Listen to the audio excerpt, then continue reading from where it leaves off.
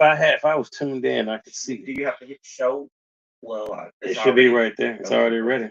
So people may start coming in here. We're back, by the way. Sorry, we're back live.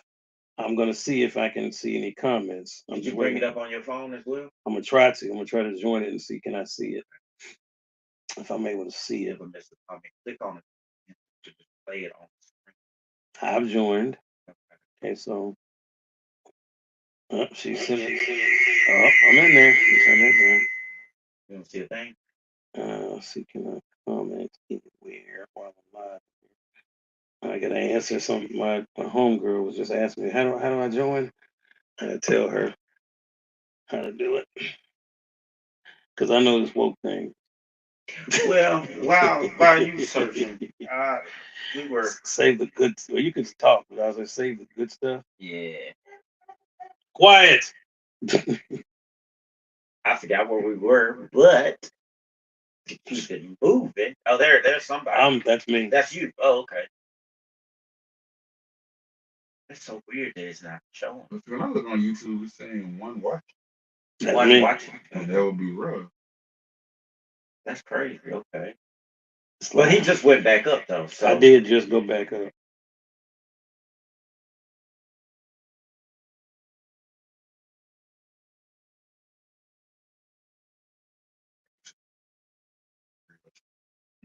mm. Is it? Well, on my phone, because I just heard you tell your dog quiet. Live, right? That's great. Okay, there we go. Hit show. You got hit show.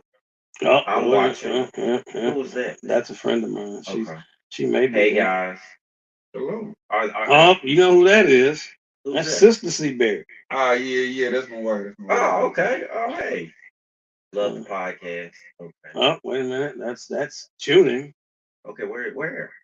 I see Oh, tuning. yo. Okay. Are these But this, old or these new? this could be old for all I know. I What see time 4, is it? so maybe What is the time? Nah, 2029. What is it? 8? That's 8. nah, that's now because it's like Is it 8:30 now? now. Okay. What the heck? So It's- you can't go back up? You are Ra and I am. Okay. That's you. You use my lines. That's gimmick infringement right there. I know. Man. That's gimmick infringement. I should sue that man for It's that. gimmick infringement, brother. Going into business for themselves. So Oh, no. all those You comments just we just missed. come on, darkness. Who said that? It's a friend of mine. I don't know if he's in here or not. He just said it. Who's got the upside down face?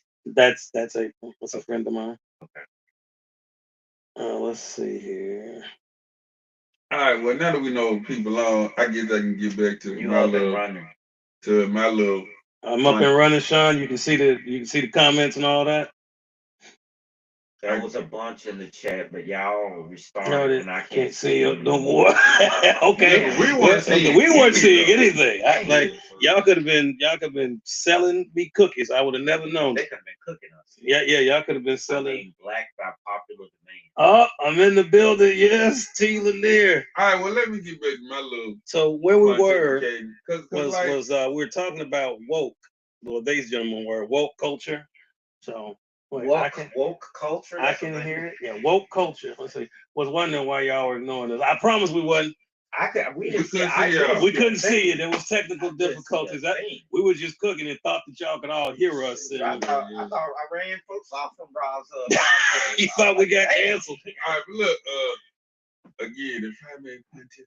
So start again with so where we were talking. Go ahead, gentlemen. Like, I don't think white fanboys really understand how it is for black and POC fans in this culture. Because it's like, yo, we can enjoy the white characters, but yes, we want to see characters who look like us. And like, I remember watching Super Friends and all that. Like, yeah, Black working on here, but like most of the time he getting stuck with damn monitor duty. So like that bothered me. And then like lately, I guess fanboys just getting nasty.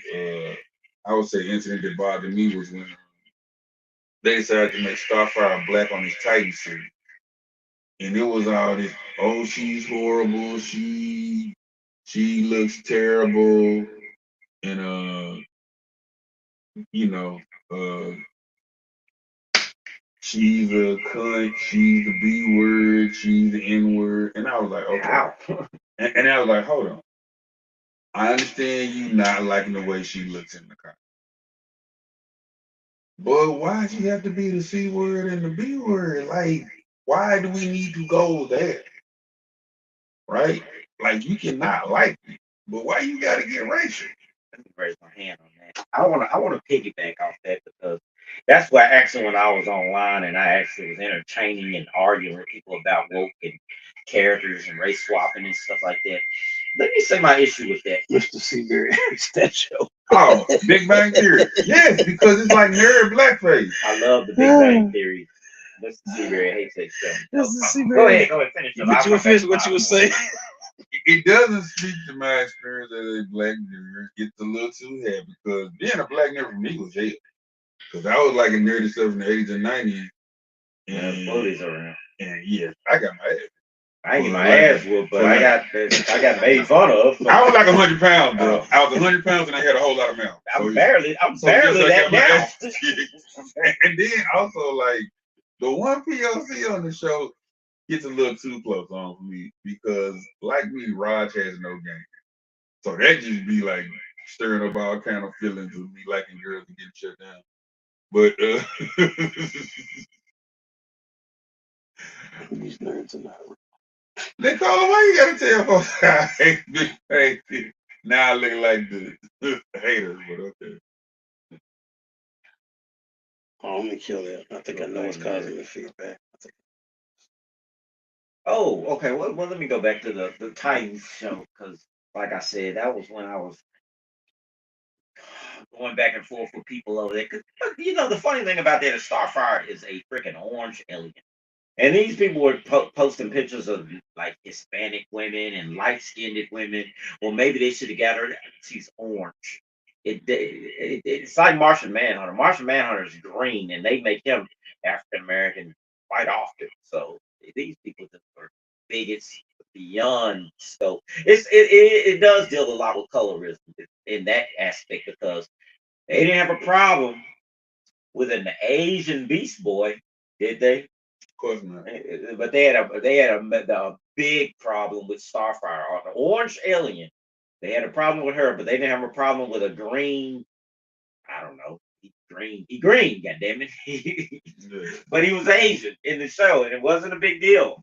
So what is this? Oh my man, let's see. King has been white, and I've seen him in, but yeah, he killed it.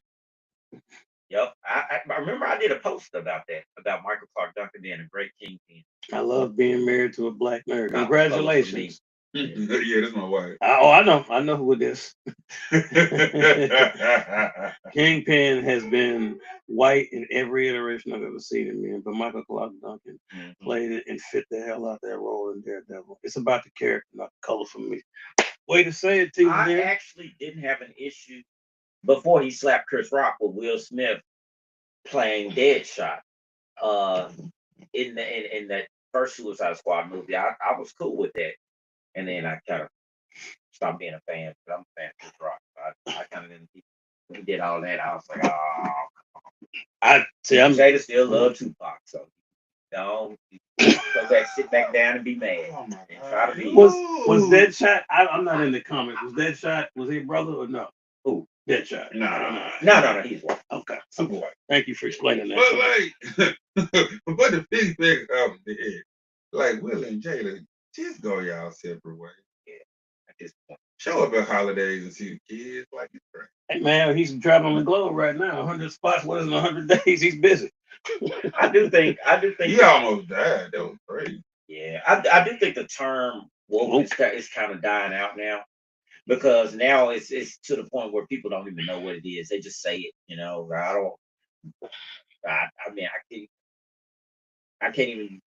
I don't even know what they would be saying it, what it means like at this point. And I think it's a term that's dying. For those of you who are wanting me to, because he was asking me to weigh in, with me, folks, I'm my view is a lot like T. Lanier's. To me, it's about Uh, I'm really not so much over. I'm not over the color like that. Like people do that. I'm really not. To what Dave said earlier, I just don't think it. To me, it's like, okay, well, we gotta make this. We don't have. We gotta make this guy white. We gotta make this guy black. We gotta make this guy Asian. I'm like, if it don't force it. Like if it's natural, I'm good with that. But don't force it. That's one thing I don't like. If you're saying, well, we don't have a black person, somebody's got to play a black person, because then it's heavy-handed, and then I know you did it on purpose and not for the right reason. You didn't go out and say, well, this is an African American character. I just don't have one in the movie, so I just got to make one. So you play this traditional white character that I'm gonna have a black guy playing, and we'll see. We go through there. It doesn't need to be so heavy-handed like that. And I think a lot of times with characters, if it's subtle, like okay, so if you guys watched X-Men '97, right? That morph is not the morph that I remember, right? This morph, if you notice, is kind of sexually dimorphic, if that makes sense. It's not like it's not the old school morph from the original X-Men anime series. This one's different. So I can't determine what what route they're taking. I don't know if they're saying that he is now bisexual or non-binary or whatever they want to put on him, whatever label. What was Somebody said that? they could be I thought he said Michael Jordan. He said Michael B. Jordan. I think it'd be a great choice to play Michael B. Jordan. Who would be the okay? It'd be a great choice. Michael Clark Duncan. Okay. Well, Duncan is the exception, but I don't have an issue with actors of a different color playing different characters, right? But I don't like for things to be so heavy-handed. Like that was subtle, so I didn't have an issue with Morph because it was not all about Morph, and it wasn't like, hey, let's highlight the fact that this Morph is non-binary or whatever direction they're going in. So I don't have an issue with that. So that's my big thing. Don't make it so much about the color. It's about the character. Now, you know, one thing I think people have more of an issue with than black to white, turning a male character female. And let me say something about that because I remember I recently I got into a little back and forth trying to explain to a guy that the Silver Surfer in the Fantastic Four wasn't Norman Red. I was like, that's a different Silver Surfer. Mm-hmm. Oh no, man! They trying to change everything. They being woke. Now I will say this: I didn't care for it initially until I saw the movie because I felt like they should put Silver Surfer first. If you're gonna debut Silver Surfer, let's get the real Silver Surfer, and then let's go for the deep cuts. You know, but with the role that they had her in that movie, it makes sense for that Silver Surfer to be in that movie for the role that she played. If you didn't see it, I'm not gonna spoil it, but it makes sense the way they played the story out. So I didn't have an issue with it, but I could see how people had an issue with putting her before Norrin Red. Because Shella Ball's a real character. But that's not woke though. That's not woke. That's more like okay, I would rather you put out, you know, now they made Norrin Red a female and be like, okay, now you know they're gonna come out with the woke stuff then. James Bond has been white from the jump. Oh yeah, absolutely. Role, it's a natural fit that nobody sees. Idris Elba would be a great James Bond. Hell yeah. Who fits, color be damned. I agree. Yeah, I agree with that. I agree. He has always been white. So I don't think it'd be an issue if a black British man played him. I don't think people would care. People wouldn't have too much of an issue. I mean, it would. Some people would. I think right now people lose their crap. And I mean, I don't know, man. Like I don't know. And this is my little weird writer's brain. I've long thought of like maybe James Bond is just like an alias they give to their top secret agents. Yeah, that would make sense. Because if you do that, then all of the James Bond adventures could be canon. You know, Roger Moore, Lazenby, Sean Connery, you know, Timothy Pierce Brosnan. Yeah, Pierce Brosnan, and what's the last guy? Daniel Craig was outstanding. He might have, you know, before I get back to this, if I was just being honest, my guy and everybody, some people, you know, are definitely, you got your Roger Moore fans, you got your Connerys, I like Pierce Brosnan, but I'll be honest with you, Pierce Brosnan was my favorite. Yeah, that's but the 90s. he Grew up on was. him, bro. He was. That was my guy. But I cannot lie. I mean, Daniel Craig won me over. Yeah. I love Daniel He's more Craig. of a grounded. Let me tell you. Oh, let me get Tuning before you say that. Brother Tuning says everything is forced now because Hollywood has an agenda and policy. They have to have XYZ, race, sexual orientation, disability inclusive. He's not wrong. It does feel that way. He's not wrong. But it's heavy-handed. I agree with what you're saying, Brother Tuning. You are correct. It does feel. It feels like it's like Morph did not feel forced. To me, it didn't when I watched X-Men Well, 97. but you look at the 92, and you never really knew who or what Morph liked. Like he was just a little goofy dude hanging around, got dead, came back crazy. Like that was never like Morph saying But you can just tell by if you've watched the two, you can tell there's something different about this one. That I don't know how to explain it other than But just I'm in saying watching though, it. but like back in the original, it was never really defined. Like You just assume because he didn't like any of the X-Men. He didn't, but he didn't really he didn't stand out. If you watch the old ones, to me he didn't. Yeah. He was part of the team, but he never stood out. And that was there's my girl D. What's up, D? Roger. Grew up on Roger Moore. As most of us did. Same, girl yeah, D. because I'm like a Okay. 70s, 80s baby. So not only am I watching Roger Moore, James Bond, I had like the trading cards for the Moonraker film. That's a reference to I some didn't of the have, young I people. didn't have trading cards, but I was If- on Roger Moore 80s. But yeah, Not that far behind. but that's my spin on it. It's okay for movies to reflect the world around us, right? And I get it. I'm fine with that. Well, But it just doesn't need to be forced. And trust me, when you force it or it's heavy-handed, I don't know about most people, but I know you guys, intelligent brothers, you can feel it. Now, the average person may not feel it, but you can feel it when it's forced. Like the way they did, I keep using Morph because that's just the latest example in my head. With Morph, it didn't feel like it's like, hey, focus on this. Morph was part of a team and a larger story that was going on, but it wasn't forced. His arc was bigger in the old one than this one. So, Yeah. but you just know there's something different about him. So I'm like, okay, I get it. So it's not heavy-handed. In my opinion, keep it consistent. Superman always been white, even I trip if they made a black one or a white black Vulcan. But there is some alternate reality Black Superman. People were mad when they was talking about casting Michael B. Jordan as Superman, but they weren't talking about Clark Kent. They were talking about Val Zod, I believe. Yes, and them folks lost their mind. I'm like, dude, y'all don't even know what y'all talking about. They were like, they're trying to make Superman woke. Shut your ass up. But anyway, Superman. So I mean, even Batman, even if they wanted to make what is Lucas? Is it Lucas Fox? That's the I Am Batman, John Ridley. Yeah. So it's not Bruce Wayne, but you got to explain. Go ahead. You're about to have two, obviously, because DC has stated that they're gonna have two different Batmen. Because what's going on in because what's going on in the Batman, which I thought, why wouldn't you just that's move your Batman? Robert Pattinson over here. Right? Why wouldn't you just? But for whatever reason, James Gunn has said this Batman. It's like this is going on over here. And I like this world because Colin Farrell's outstanding as the Penguin. So I love this world here.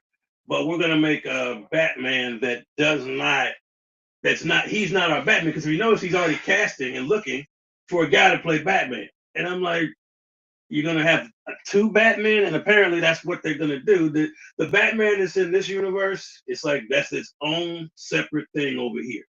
But there's gonna be another Batman that'll be part of the larger, like regular DC universe. So I guess this Batman he's casting now will be Bruce Wayne, but will be part with Wonder Woman, whoever gets that role, whoever gets Aquaman, like that be part of the regular. So whatever the Batman exists in this separate little pocket over here, and so it's weird, but I get it. I'm getting impatient though. Man. I don't know why. My Trinity.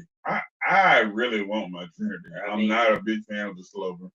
I mean, I get what he's. I mean, we got it, but we didn't get it. I mean, we did get it, but it was like no. But I mean, I want James Gunn's Trinity to be apparent. I'm trying to trust him because James Gunn has. If I have to be honest, The man hasn't really given me a reason not to trust him. He does good movies. I can't say he doesn't. Let me ask you y'all a question and the chat.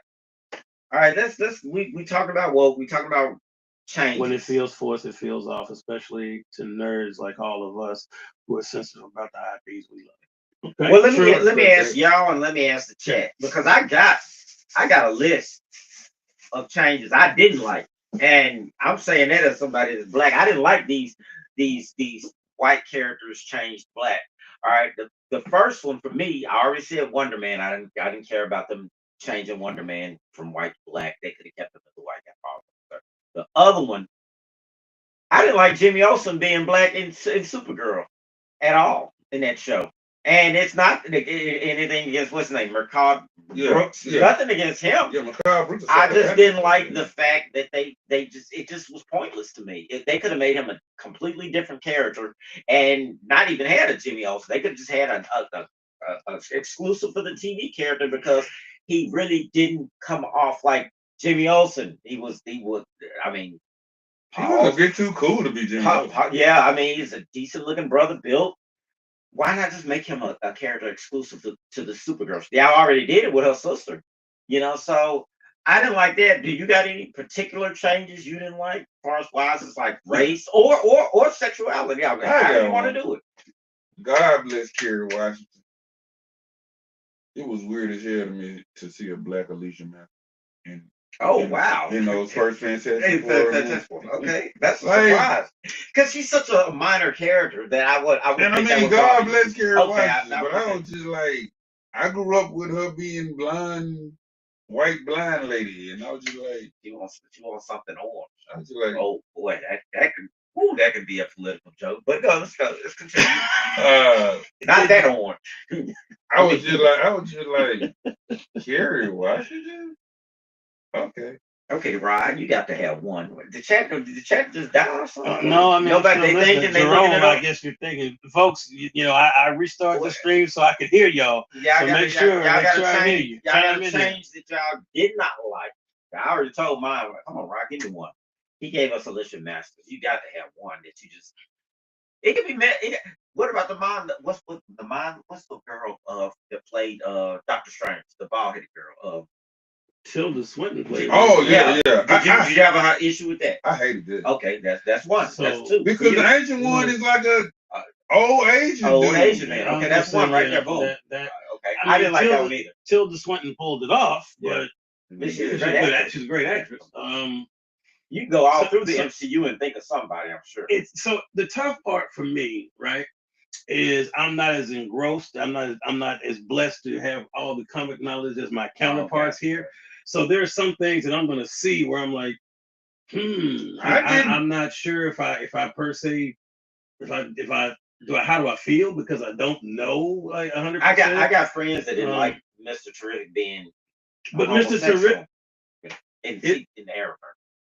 Oh, but in the comic lore, he's not, right? He's married with kids. He had a wife. The daughter. Okay. But I would have an issue with that. Okay. I would have an issue with that if that's not the character. Dez is right. Jimmy Olsen is the whitest white person ever. I mean, facts all day. You know what? I have another one, man. What's the other one? Now that we're going to the MCU. Let's go. I didn't love a woman Taskmaster. You know what? I'm glad you said that. I'm so glad you said that. That's in my top three. That's my top three. But you know what, though? I was willing to give her a chance. But then they offed her in the beginning of Thunderbolts. They killed her at the very beginning of Thunderbolts. Man, they messed up Taskmaster so bad. Oh my goodness. And I wasn't even crazy about Taskmaster. I met a guy who loved him, and I read a mini series about him. I said, damn, this dude is kind of cold. Even though when he's in Deadpool comics, Deadpool always make him look like a joke. But when he's like his own little merc assassin off into his own comics, they make him kind of cold. And I said, okay, let me see. They made it. He basically had are you kidding me? Memory for like fighting skills and technique. Yeah. like if he see a move, he gonna know it. They got a guy like that DC. One of the few, because if I know the property, then I probably feel a little differently about it. So for me, I think, and it goes back and forth whether Jamie Foxx is cast. I think he is as Spawn. Did you have a problem with Jamie you Foxx's Electro? I didn't I didn't because either. it was different. I hate they made him goofy and nerdy. I I hate wish that. that I Yeah, wish they didn't he have him. wasn't He Mac had the Dillon. comb. He had the little thin comb over with the glasses. He doesn't Come make on, good bro. movies. Sorry, Guardians are the worst. Really, his Superman was terrible. You know what? Hard disagree, Sean. True. Now, I will say this. Hard Now, disagree. The on second all that, Guardians too. movie was kind of booty to me. I It will was the say worst the one, second but it was wasn't kinda booty. It wasn't booty. It was, I don't think he's made a booty one. And his the Suicide first and Squad third, was the first great. and third one were good. And his Suicide He made a lot Squad of was change. great. He made a lot of changes with Guardians too, if you think about it. Yeah. And then Marvel started making the Guardians like the MCU. And I didn't have an issue. I think I trust him because I don't think he makes bad movies, and that's fine. Sure, they can have that opinion. I don't. That's what makes us all different. But Because that's Superman, not. But I enjoyed Superman. They had Perry White. That was a swap in the Superman movie. But what else did he do? Any other swaps in Superman? Because this man gave us this man, like, I think he nailed Guy Gardner. I think he did. I think he nailed Mr. Terrific. I think he nailed both of them. Yeah. I think he nailed both of them. I mean, so I don't think some people had issue with Hawk Girl's height, but that's just the comic nerd in people being picky. She is short, but I mean. And Guardians are definitely 1 and 3. I mean, I definitely enjoyed the first one. Yeah. I'm gonna say this though too. James Gunn make better films than Zack Snyder. To all you Snyderverse lovers. Oh, we're still going there? Oh no. That's not gonna give me hype. Guys, I am a comic fan. I grew up with a bright, happy, inspirational Superman. That is what I saw in James Gunn's version. I love it. I want it, and I'm not apologizing no more. Cause I only like the first half of Man of Steel because the second half was just I like Man of Steel. I did enjoy Man of Steel. The second half was too damn dark and twisted. BVS single-handedly killed DC, and the toys killed Mattel DC Multiverse as well. Because the only thing people wanted from those BVS Mattel figures was the Doomsday Build-A-Figure pieces. And I remember going to Winchester, them things was like on the bottom shelf, dusty, just shelving. No, they went on the shelf. They were shelving. And when they dropped to about $7, I think I bought them and I built Doomsday, and then I sold the figures to Comics and Collectibles. Back when Comics and Collectibles was like the only shop that you could sell stuff to. Nobody else was open then. So, but now you got all kinds of shops open. But anyway. Yeah, so I mean, Taskmaster would certainly be something that would bother me. There were some more changes in the MCU I didn't like. I can't think of them right now. The Mandarin, that was crazy. Well, yeah, they made it a joke. They said it wasn't the real Mandarin and stuff. But I think they were gonna really make that the real Mandarin until it was a big backlash against. And Ben Kingsley is a great actor for the record. Yeah.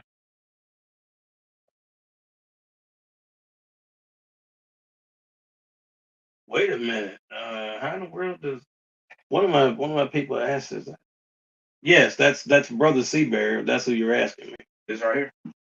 One of my friends was asking if this is that Marcus. And I said, that's Brother Seabear. No, I'm not Marcus. I don't want to say you think it's me. Yeah, I'm Marcus Seabear. Yes. I'm not Rappaport. That was an old ass joke. Thank you. Okay, let's see. They switched it because of China giving them pressure because they make up a lot of their box office profit and they don't acknowledge Tibet as a country. So they switched it to not be a Tibetan monk. So I'm assuming he's talking about the ancient one. No. Yeah. I'll tell you one thing that has nothing to do with race or any kind of change that I had a major issue with. I didn't like that they changed Miss Marvel's power in the MCU TV show. Her powers suck, man. I like her in big and powers where her fists get big and limbs. I like those. They changed it into some light show type stuff. It was it made her completely ununique.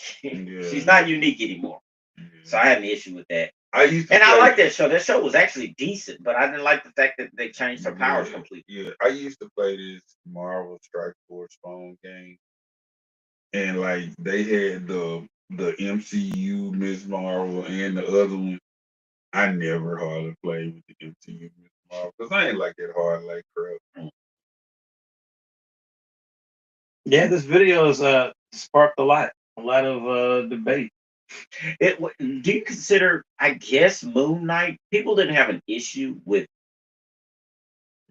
the casting. I They didn't they have really more. understand They have Moon more of Knight. an issue with the show being boring and not having any action. And then he finally became Moon Knight in like the last 2 episodes, maybe the last episode. It was, I don't know, man. I went to sleep on that show so many times.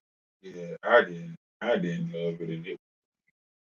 I, but I haven't read a lot of solo Moon Knight. Like most of the Moon Knight stuff I read was like West Coast Avengers or like Amazing Spider-Man in the early '90s. He like pop up. Oh, okay, we got somebody here. This is just Jerome. You know Jerome, group. Oh yeah, just a general statement. I'm all about empowering women. Women should make the same amount of money as men do for the same occupation with these same duties. But Disney Star Wars they overcorrect. The male superhero is dying. What do y'all think about I that? mean, I don't think he's dying. Now there are less, but I mean, like, yo, guess what?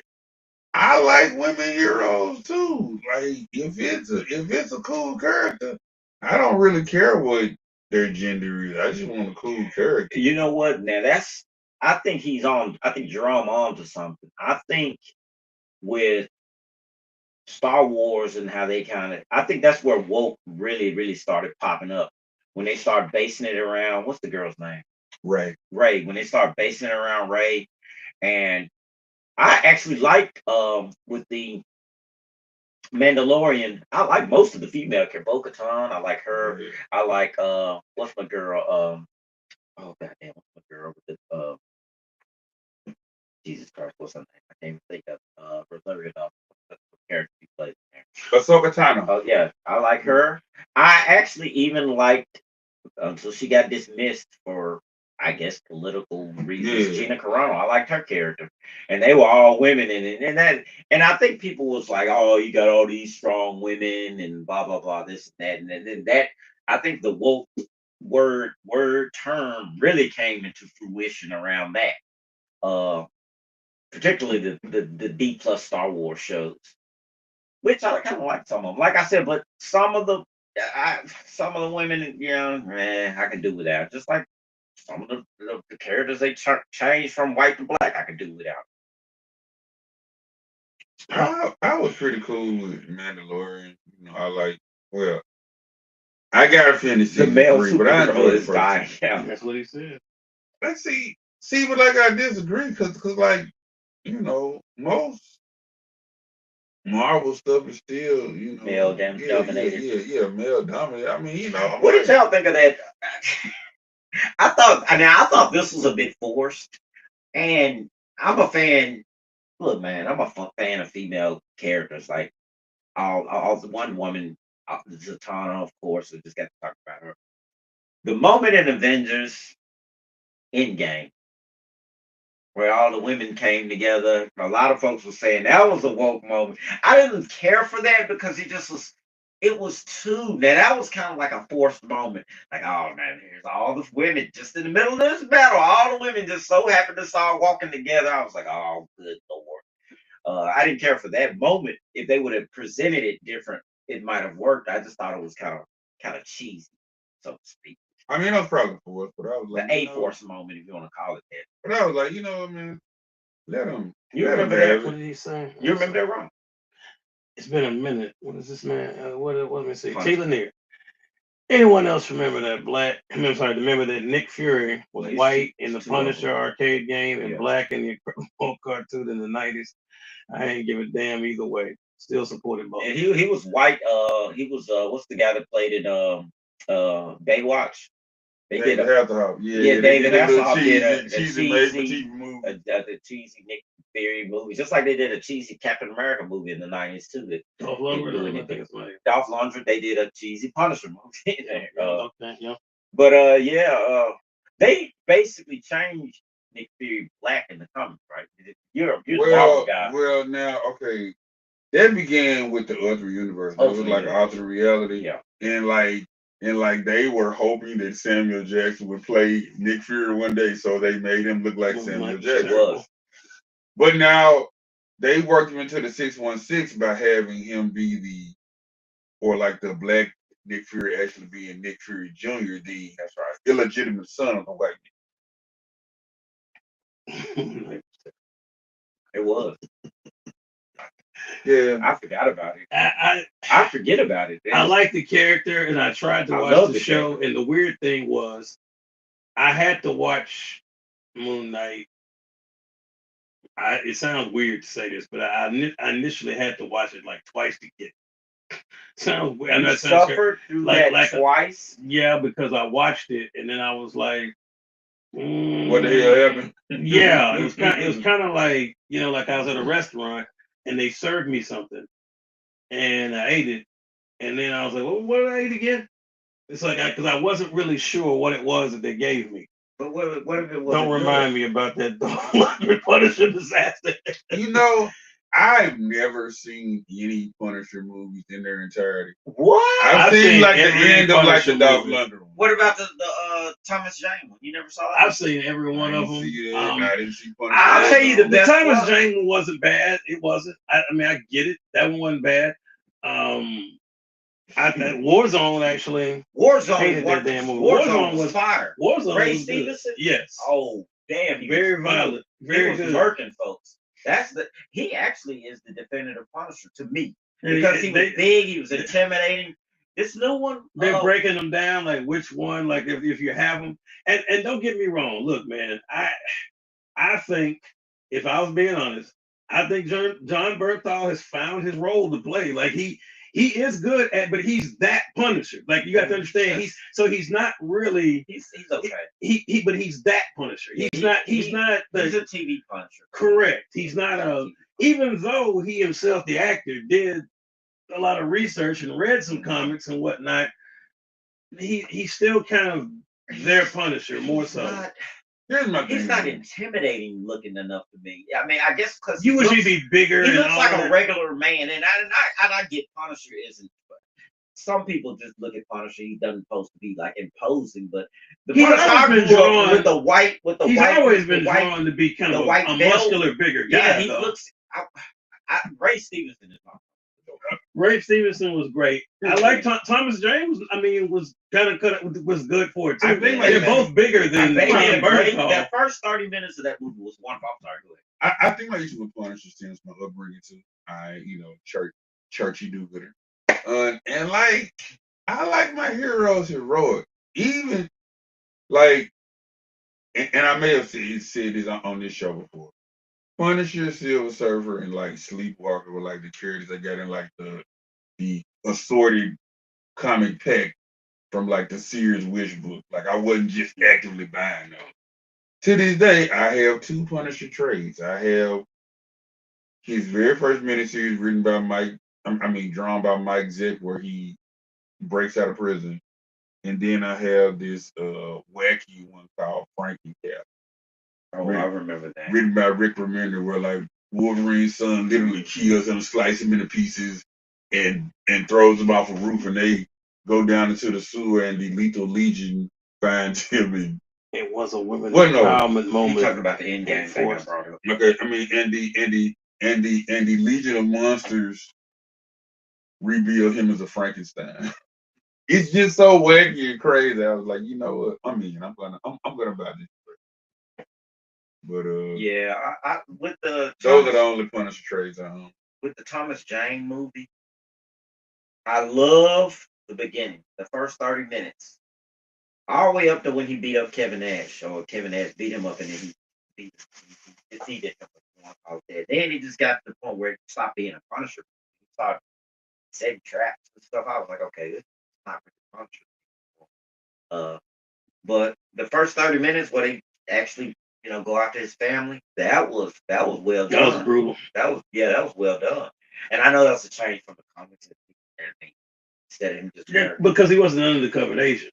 So yeah, and I know they only killed his Immediate family. They kept the whole family reunion in the goddamn movie. They wiped everybody out. Yeah. And then what's the But he did have some good. I mean, he had some good lines in there. You mean who'll ever forget? You know when he calls him, Howard Saint. He turns around. And says, you took everything from me, and he says, "You killed my son." And all of a sudden, you hear the no, and he looks back. Both of them. Somebody who's it? I like Wolverine, Hulk, and Punisher. I like my heroes to have short fuses and zero tolerance. Okay. Well, this Punisher does definitely have. Team angry all day. Yeah.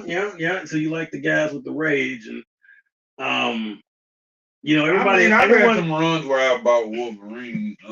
everybody laughs. And see, I'm a weirdo too because my favorite Hulk is Professor Hulk. When he was smart and legal. Smart Hulk and Endgame and all that time. No, not that version. That's watered down. I mean, like early '90s, because Doc Samson did like therapy on him, and he combined Banner's intellect, Green Hulk's strength, and Gray Hulk's attitude into one. And then he was like smart and he was cool and he was leading this little secret agent group called Pantheon. That's like my hook. That's my jam. I like that. Yeah. I mean, yeah, and so I agree with you, Teelan, there. And you know, I said it last time on the podcast that Hugh Jackman gets a pass, and I'm not saying that because I have that hot to it. Let me be clear on that. But he gets a pass because he's grown on me to the point that that is the Wolverine that I like. That's my Wolverine. But it's hard. But I've just gotten accustomed to seeing him. But at the end of the day, don't think for 1 minute, even though I'm not as engrossed in comics as my fellow brethren here, I did read some X-Men comics. I'm absolutely aware that Wolverine is 5'3". I know that. I know he's not 6'3". I understand. He's a whole foot taller, but I get it. I think I have more of a problem in this day and age of Storm never being dark skinned over Wolverine type. I mean, come on, bro. God dang, they ain't cast nothing but light skinned women to play Storm. Okay, but here's the problem though. I have an issue with it. I think they did. I mean, I hate to say it. I think they did Halle Berry just to say, hey, what's gonna make these men? You didn't have a lot of the black actors. Yeah, right. Really out there. So, but I don't doing movies like Set It Off and stuff. But I don't want the dark skinned woman that seems to be the front runner. No. Cynthia Erivo. Cause she little, bro. I like Storm being tall and statuesque. It was one woman that you want to play Storm. Let me find this one they were saying. Jamie Lawson from Sinners. Okay. The Wonder Wise. That's the one. The Wonder Wise. Yep. Also, Jodie Turner Smith. Okay. From Queen and Slim. I'd be okay with her, man. As long as she got some meat on her and she got a little bit of height. Yeah. And just let her be dark skinned, man. All of these women are dark. Brown skin at least. Yeah. She ought to be just straight up crunchy black. I mean, Jesus Christ. Sir! I'm talking about crunchy black the rapper. It's giving colorism, sir. No. I mean, she don't have to be that dark skinned, but at least let her be brown skinned, like. Oh God, we back on Jay Carter. No. You know what, Teelan there? Listen, Brother Seabury is not giving her that. I know we did have the discussion. I'm not against it because I do believe with the right acting, she could do it. I've already said that. I don't know why Brother Seabury. Remember, we all have our opinions. Remember, I'm a huge Jay Carter fan, and I can't co-sign because based on her ass promos on wrestling, I don't see acting skill. Them promos are odds. Okay, no, sir. Yeah, a lot can happen on the set of a movie, sir. You get somebody enough time, a lot can happen. I feel like X-Men came out in 2000 at the time. Halle Berry was a natural choice. You know what, Jerome? That's probably right. There wasn't a lot. Hard disagree. Who else in 2000? Not hard. I wanted Angela Bassett. You know what? Yeah, okay. Yeah, I mean, okay. I see. Angela Bassett wasn't quite main. She was doing I guess she was doing some mainstream stuff. She was doing like urban movies more so. Yeah, so I remember. She's everything. But now. what's love got to do with it? Yeah, that's what's like Oscar noms and stuff. Okay. She was in the public eye. She would have been. Yeah, okay. I can agree with her. Yeah, I mean, as a Bassett, yeah. I could see that. Angela Bassett possibly. Yeah, I could give her that. She definitely got the muscle on. She could. But now she definitely does. Yeah. Now that she's been Queen Ramonda. Yeah, she's too old now. I want someone to be there. No, I want them to go like young and virtually unknown with the X-Men now, because again, I'm really scared. Because if you look even if you look at like Superman, Henry Cavill came out of nowhere. This other guy came out of nowhere. Sometimes you just gotta go like he's a young and unknown. What about I'll throw a name out there. It might it's possible. I don't know. You tell me. What about Letitia Wright? To play who? To play Storm. What about it? She's black. She's Princess Shuri. No. You couldn't give her that? No, she's too little. To play Storm?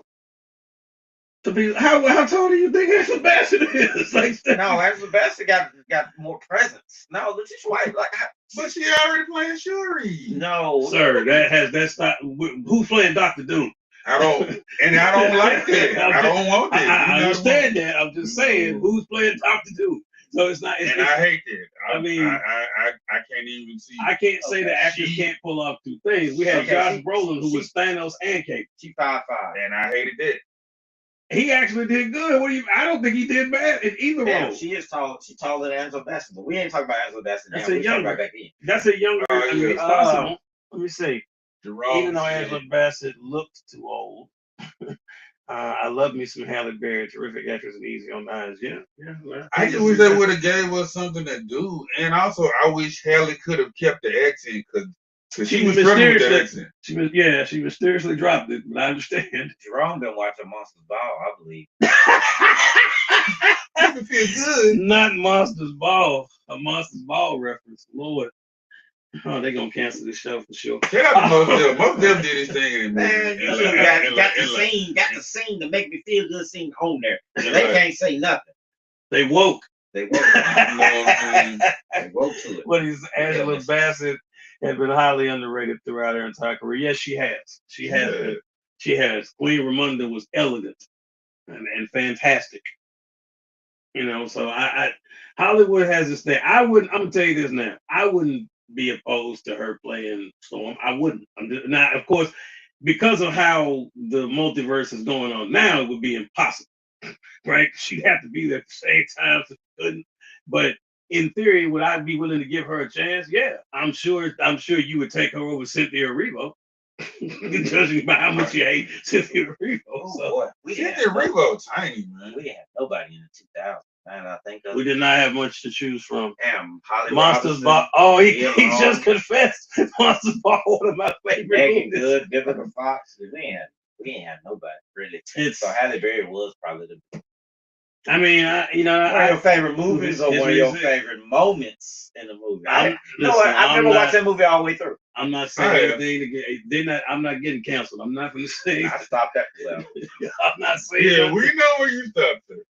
We know. I mean, like I told a guy like once before, just off what I was talking about with Wolverine, and he said, the guy asked me, he said, well, who you want to play him, Danny DeVito? This was a long time ago, and I thought about it. I was like, it would look weird to see it, and then Deadpool and Wolverine gave us what it would look like, and we saw it, and the first thing I thought, I watched the movie, I was like, even Deadpool made fun of it. He said, there you are, comic accurate short king. And when he hopped off that bench, and when you looked at the face, I said, damn. I said, that really is Wolverine. Then he hopped off that bench, and I was like, oh man, I'm not ready for this.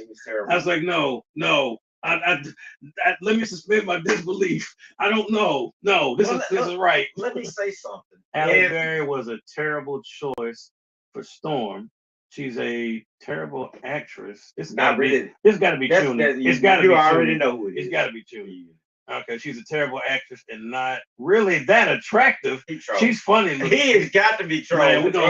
We gonna stroll. We gonna do that. Hold on, Chuni. This is live. I've never done this on my podcast, but Chuni, I gotta hit this button on you. No. I will.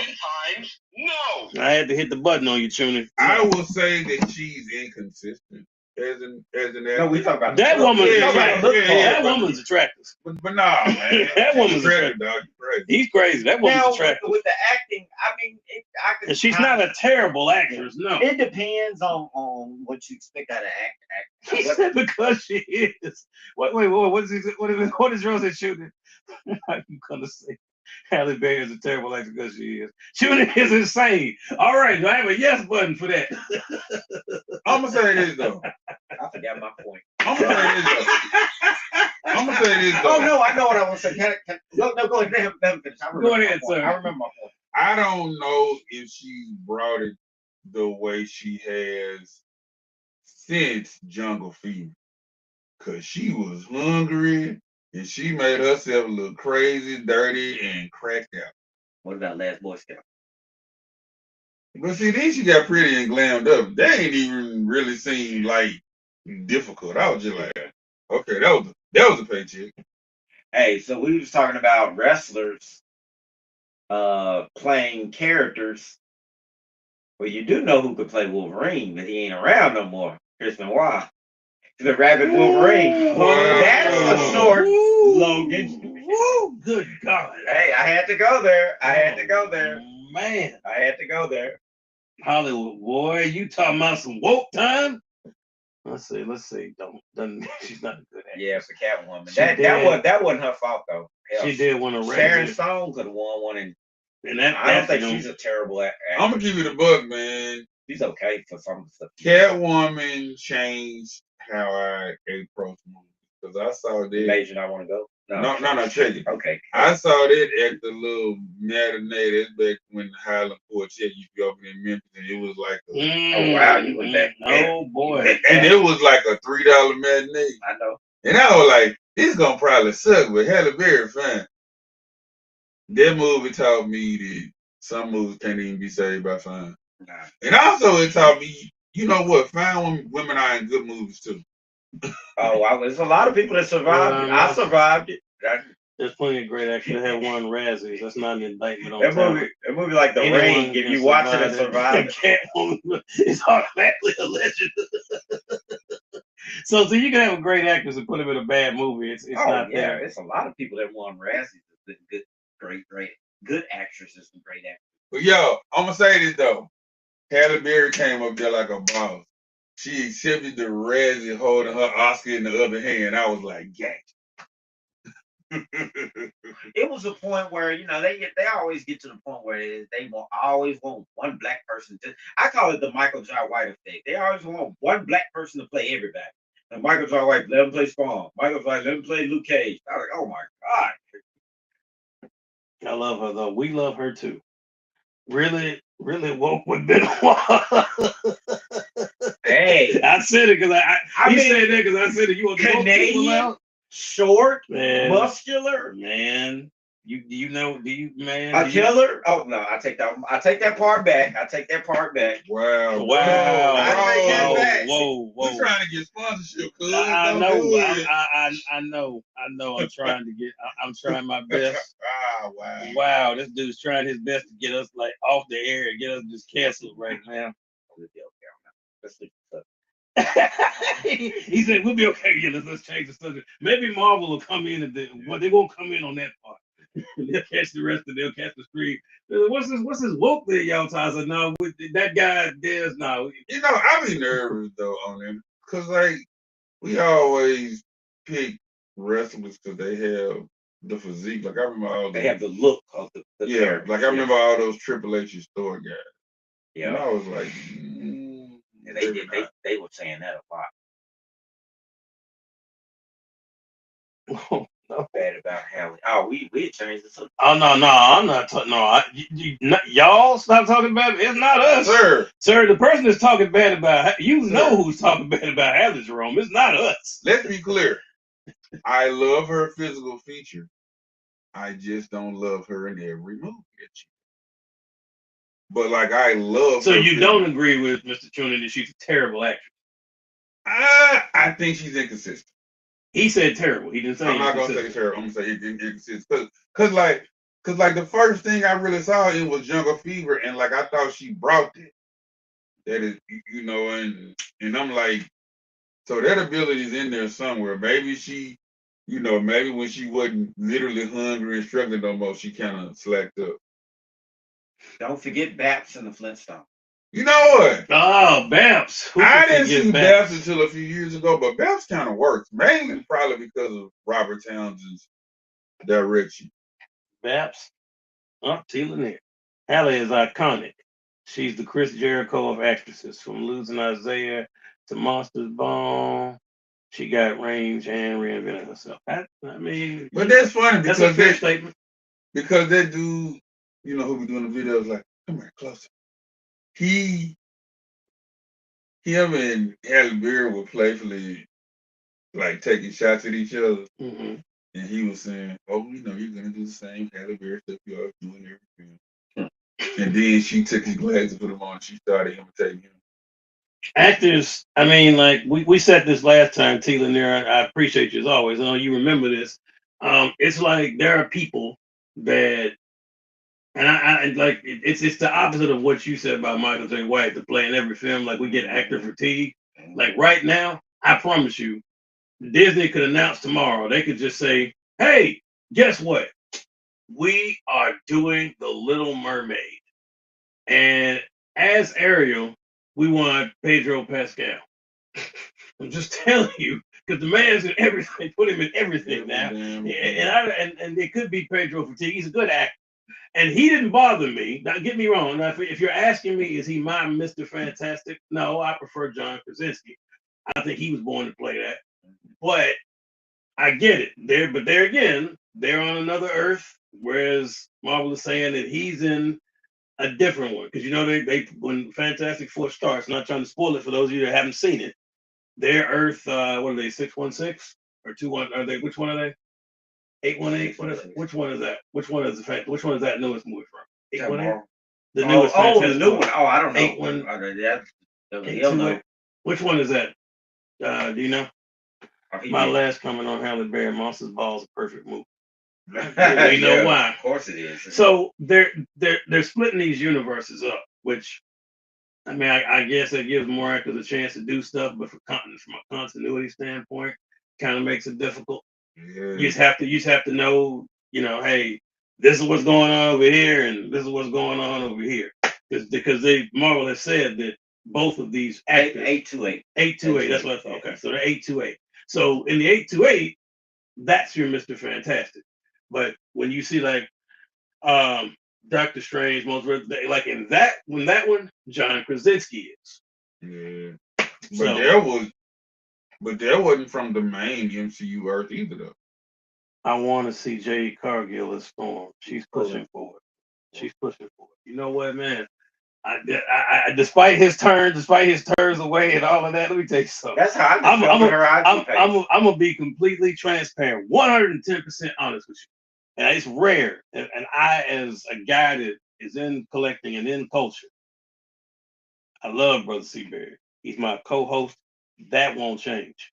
Jade Cargill, get that Storm roll. You better believe I'm going to watch some Jade Cargill. I'm gonna watch it. I guess I'm gonna have to like you better believe I'm gonna go watch through some her probably bad acting. I believe they'll have that woman ready. I believe they'll have her ready. It's a cringe moment. I mean, I don't. They'll have that woman ready. She's not gonna have an accent. I can tell you that now. She ain't gonna have an accent. You already are. She's not gonna have, probably not gonna have an accent. So Brother Seabear have to understand what did Denzel Washington say in The Equalizer?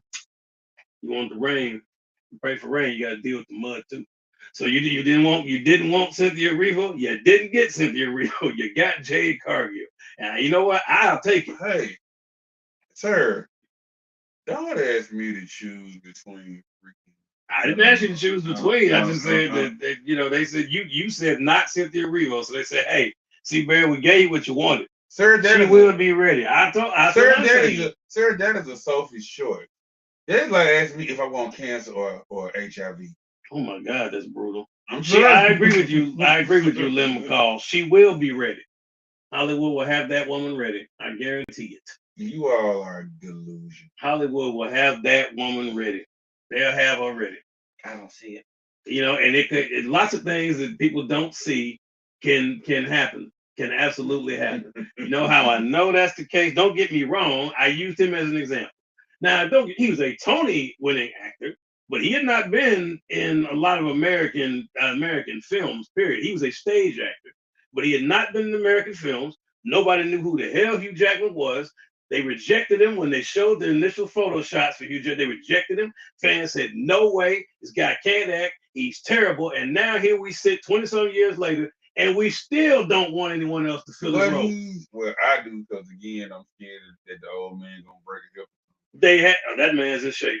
Stop. You better pray that you look as good as Hugh Jackman. I do at his age. I wish I looked like Hugh Jackman. Probably ain't gonna but the thing was, the thing was, he proved like. But he's classically trained. But that don't mean anything. And I hate to be the acting snob, but I respect it because here is what we believe. Us actors. I am a micro budget actor, but we believe that most stage actors can play anything. Okay. But yet everybody can't do stage. Correct.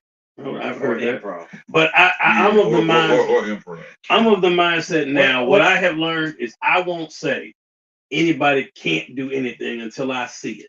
Once I see whether they can or they can't, then I'll say something. But now I quit doing that because I don't know about what a person can or can't do. I don't know the person's range. When they're put in the right situation, surrounded by the right people, you never know what can happen. So I'm opinionated. I'm angry, petty, and I have issues. So I'm gonna keep. You heard it. So yeah, so there it is. Brother Seabury tells the truth right there. Like Deadpool. Man's got issues like Deadpool. like comic book. My thing is this. I mean, when you look at the wrestling industry, how many people that have come from that industry and been successful? Not a lot of them. I mean, I'm talking about overall. I'm not just talking about The Rock or John Cena. I'm talking about, MJF. He's jumped in a movie before. I think it was in Happy Gilmore 2 or something like that. Iron Claw as well. So yeah, you have to look at. I mean, she's done a lot of modeling. She certainly has the look, but I could see her being in something like Street Fighter, because Street Fighter is a movie that, I mean, it's just, you see, they don't care. They just like, okay, we want this movie to be fun. We're not trying to make a big blockbuster movie from a major studio, cost 100 mil, 150 mil. And if they do an X-Men movie, they're going to go for somebody that's already in the industry. That's the way I feel, because they want the movie to be taken serious. But you never know. You never know. You never know. Marvel does not play with their cash cow like Avengers. If Jade becomes Storm, best believe she's going to Marvel boot camp to be her. Trust the process.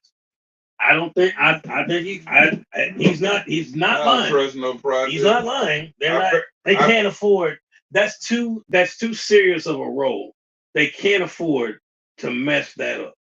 It's too serious of a role. So I would think 100%. That's why I tell you, I don't know. I think that woman would be surrounded. She would have to go to acting. I'm telling you. Then they would not just say, hey, just show up. All right, you're Storm. That's not going to happen. They're going to put that woman through the paces. They would probably, what they normally worry about is stunts and things first. They won't even do that. She'll do the acting part first. Man, she's too. You know what, man? It's tuning, man. It's tuning. The man runs. He's like a professional. Like he can just go out there and say, "Man, how can I troll?" Don't talk to you. He'll get you. He'll get you right if you. He's like. There's no he's word. Like a mobile player hater's ball. Like all those videos on the player haters ball skits just like rolled up into one person. This man just said that shooting is a mobile player haters ball. That is wild. We're gonna talk about the Motu try. She'll have to retire from wrestling. She'll have to retire from wrestling. Okay. Okay. Dig that. So what did you just ask? I said we're gonna talk about the Masters of the Universe trailer. All right, folks. Your folks, I have not seen that. Oh, dang. No. So by all means, we'd like to discuss it. Anybody did you want the chat to ask for it? Yeah, sure. So chat, Dez is asking, no stunt doubles. They're gonna do that regardless, because they don't want her to get hurt. Because she'll be in a major role, so they have to have somebody be a stunt double. Even Rock got stunt doubles. He can. Dez just asked, did anyone in this chat see the Motu trailer, Masters of the Universe? The full trailer. The full The trailer. one that came out today, not the trailer. The one that not the teaser. The one that came out today. Anybody seen that? T. I Lanier, did. Sean, who anybody, Jerome, anybody seen that? You guys can go ahead and talk about it. I haven't seen it. I have seen it, and I want to press. It is CGI to all hell, and you know, I'm a guy who watches the Oscar bait movies because when I watch the Oscars, I want to know what the hell's going on. This is not an Oscar bait movie. I don't know if it'll be a great movie, but you know what it looks like? It looks like a damn good time. There you go. And I'm gonna watch. I agree. The CGI didn't. When I first saw it, I was surprised because it looks like it's got a budget. It looked like it's got some money into it. And then the more of it I saw of it, I started noticing a little bit more of the CGI, particularly with Skeletor when he was walking out and stuff. But it does look like a fun movie, and that's all you can ask for. Hell, people still watching like the Dolph Lundgren Master of the Universe movie, and that movie's cheesy as all hell. What did he say, man? I got so much to say about this Man at Arms.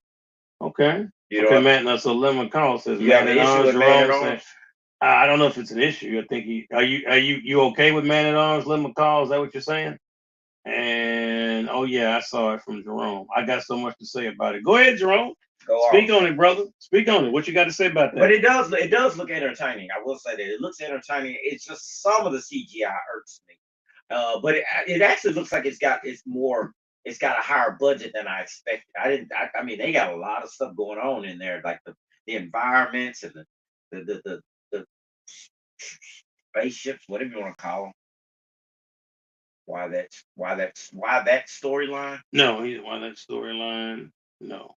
So I guess no, he didn't have an issue with Man at Arms, but he's saying why that storyline. I haven't seen this, so I couldn't answer that. Maybe one of them can answer that. I guess they're having it where he's sent off to the real world to just be away from Eternia. Yeah, because I guess Skeletor was hunting for him. Yeah, and so he knows because he tried to get the sword. He was like, "This is mine."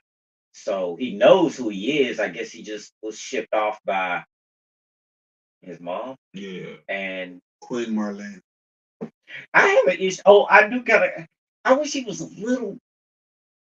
Wish he was a little more muscular, but for far away shots, he looked good. I'll say that. Powerful. If I gotta say that, I'll just throw it in there. He looks good, but why him? As an actor, I guess. Oh, I think he's still talking about Man at Arms. Why he looks good as Man at Arms, but why him? Because Idris, they like Idris Elba to play everybody. Shit. Is that who's playing him? Yeah. Oh, okay. Now, somebody said, but is it gonna be 6 days long like Avengers Doomsday? I hope that mess ain't no 3 hours, 45 minutes like Avengers Doomsday. No, it has to. It can't possibly be a long. Like a first Thor. Is this gonna be like an origin story or something? I just haven't seen it. Yes. Yeah. It is. So we're gonna see Prince Adam. I don't know. I mean, I don't know if they're gonna just with him in the other world. That is him as Adam. Woke maybe. I knew the word was coming back in here. Here we go. I knew that word was coming. Who said it? Woke maybe. What would be woke about it? What about Idris Elba playing? Okay, yeah. I didn't have he said it. Yeah. He didn't have to play it, but I mean, I'm not like offended or anything. I was like, I guess. Like I said, it stands out a little doing like a little group shot. It's like, yeah, look at that lone Negro. But you know, I mean, it'll be fine. It'll be fine. I mean, that's what Idris does. Like Heimdall in the Marvel comics is Whitey McWhiterson. I mean, yeah, but like, Idris. He's like, I'll do it, Mike. And he's I'll do it, bro. Was Cringer in the trailer anywhere? Yeah. Yes. Yeah. Apparently that's a yes, sir. Cringer was it. Cringer was in there. He was in there. Isn't that interesting, folks? Wow. So we got some people. It didn't look like Prince Adam in it. He's got another name on Earth. Mhm. I didn't see. I gotta watch this when this stream is over. I'm gonna watch this so I can see what y'all are talking about. I haven't seen. And hey, Sashir Zameda is in it. And no, she's not a hero or main cast person. She's just like a supporting character. And I love her. So yeah, I'm fond of Sashir Zameda from her Saturday Night Live. Okay. Good casting. I mean. Hmm. Okay, so he says good cast. Good cast.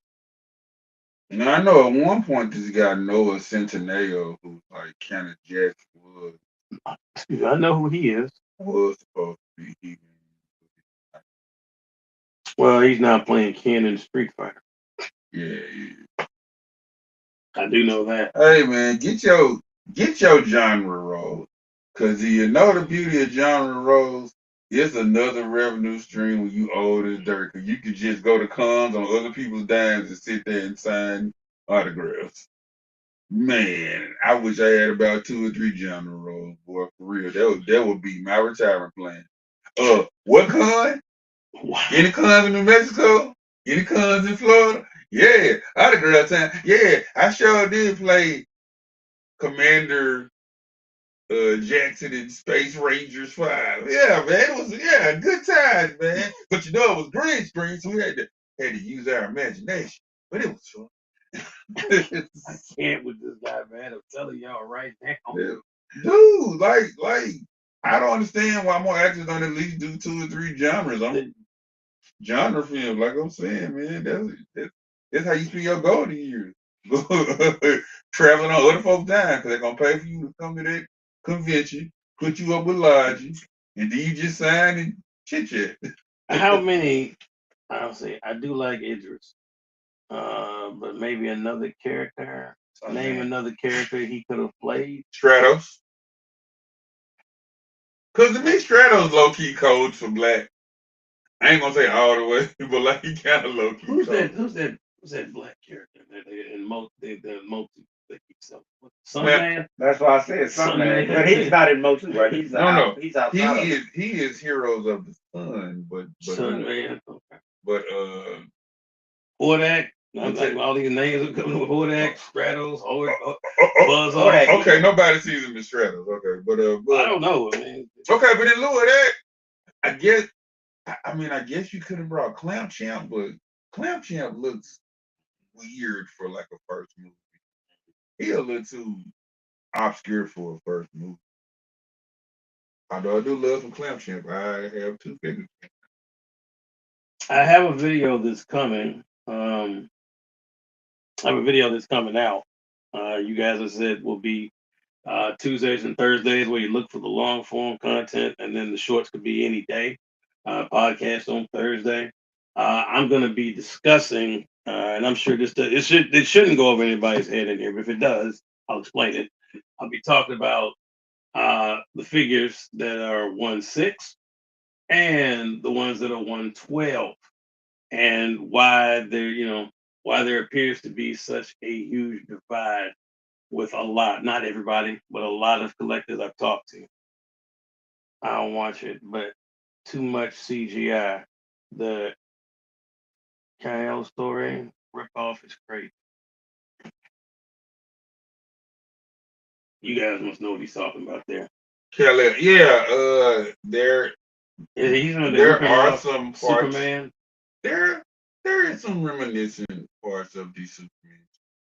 They're ripping off the Man of Steel or just Superman jump. Just a Superman. Okay. I don't know if I ever saw. I'm trying to remember his origin story. And I watched him in the cartoon. He was already. I mean, I don't remember seeing him on a baby. He man as a baby. I remember seeing Prince Adam. I don't remember seeing him as a kid.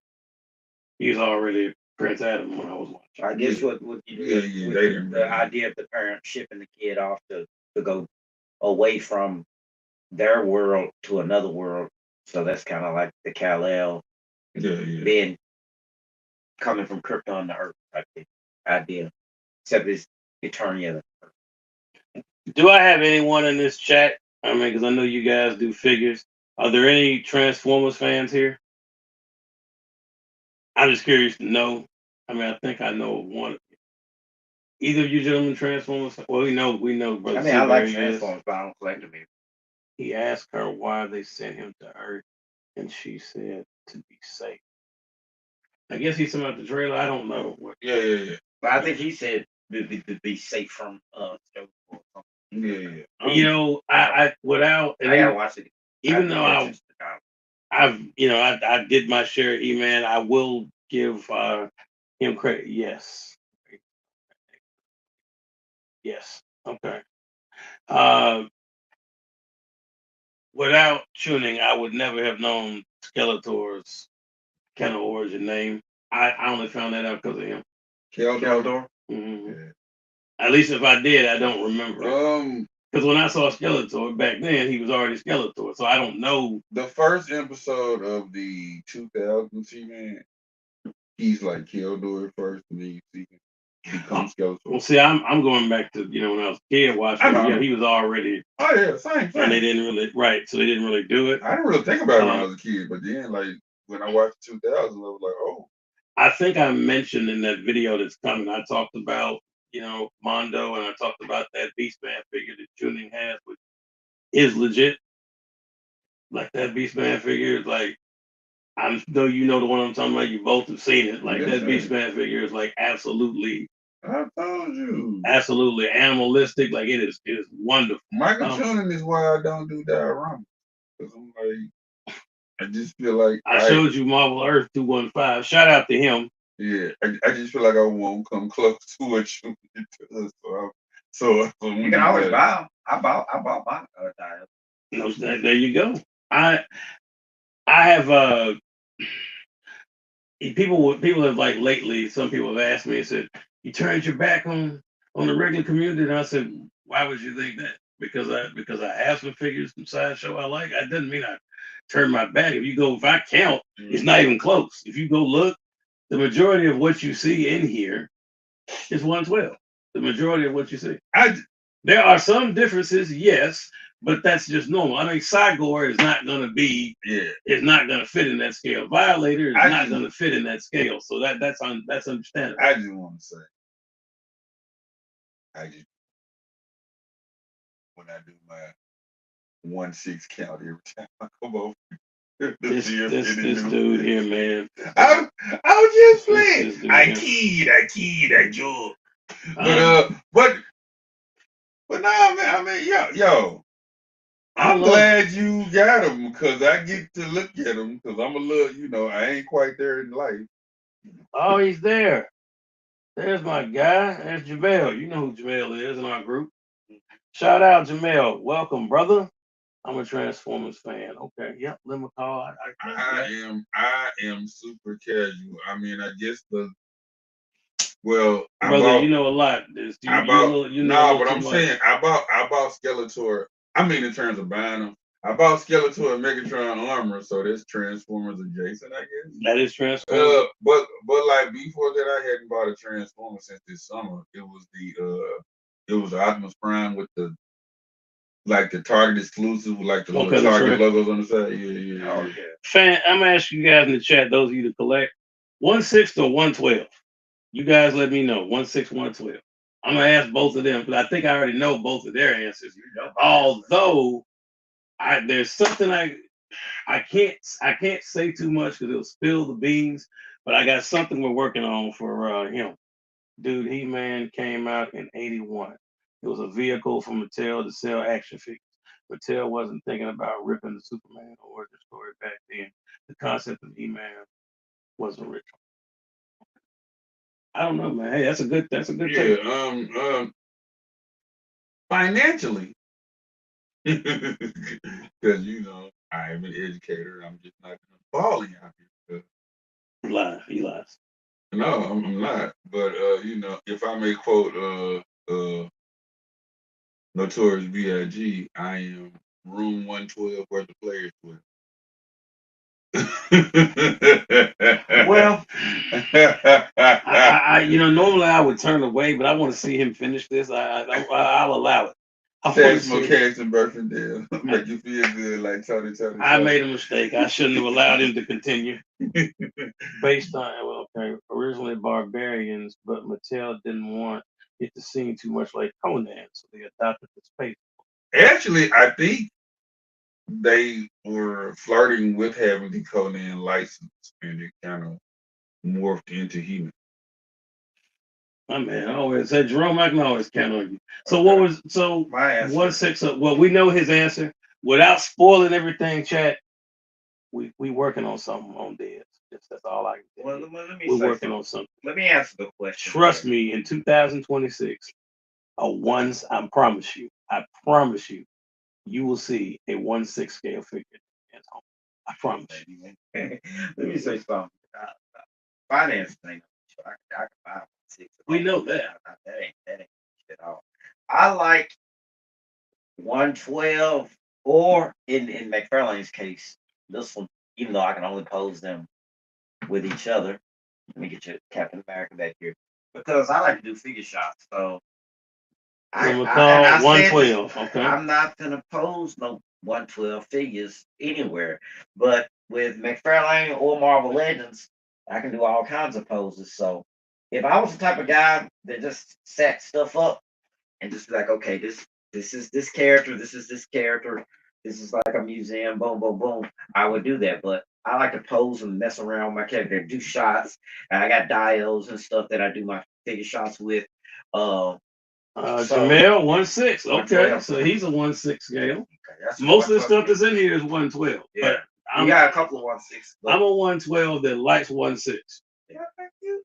It'll have to be something I really, really like. I'll tell you one that I We saw know that was tuning 1/6. is 1/6. We Yeah. know that. I'll tell you one that might But he sway. still buys one for like he bought that Professor Pig. So he may be he's the inverse of. I mean, I said I'm a 112 that likes 1/6.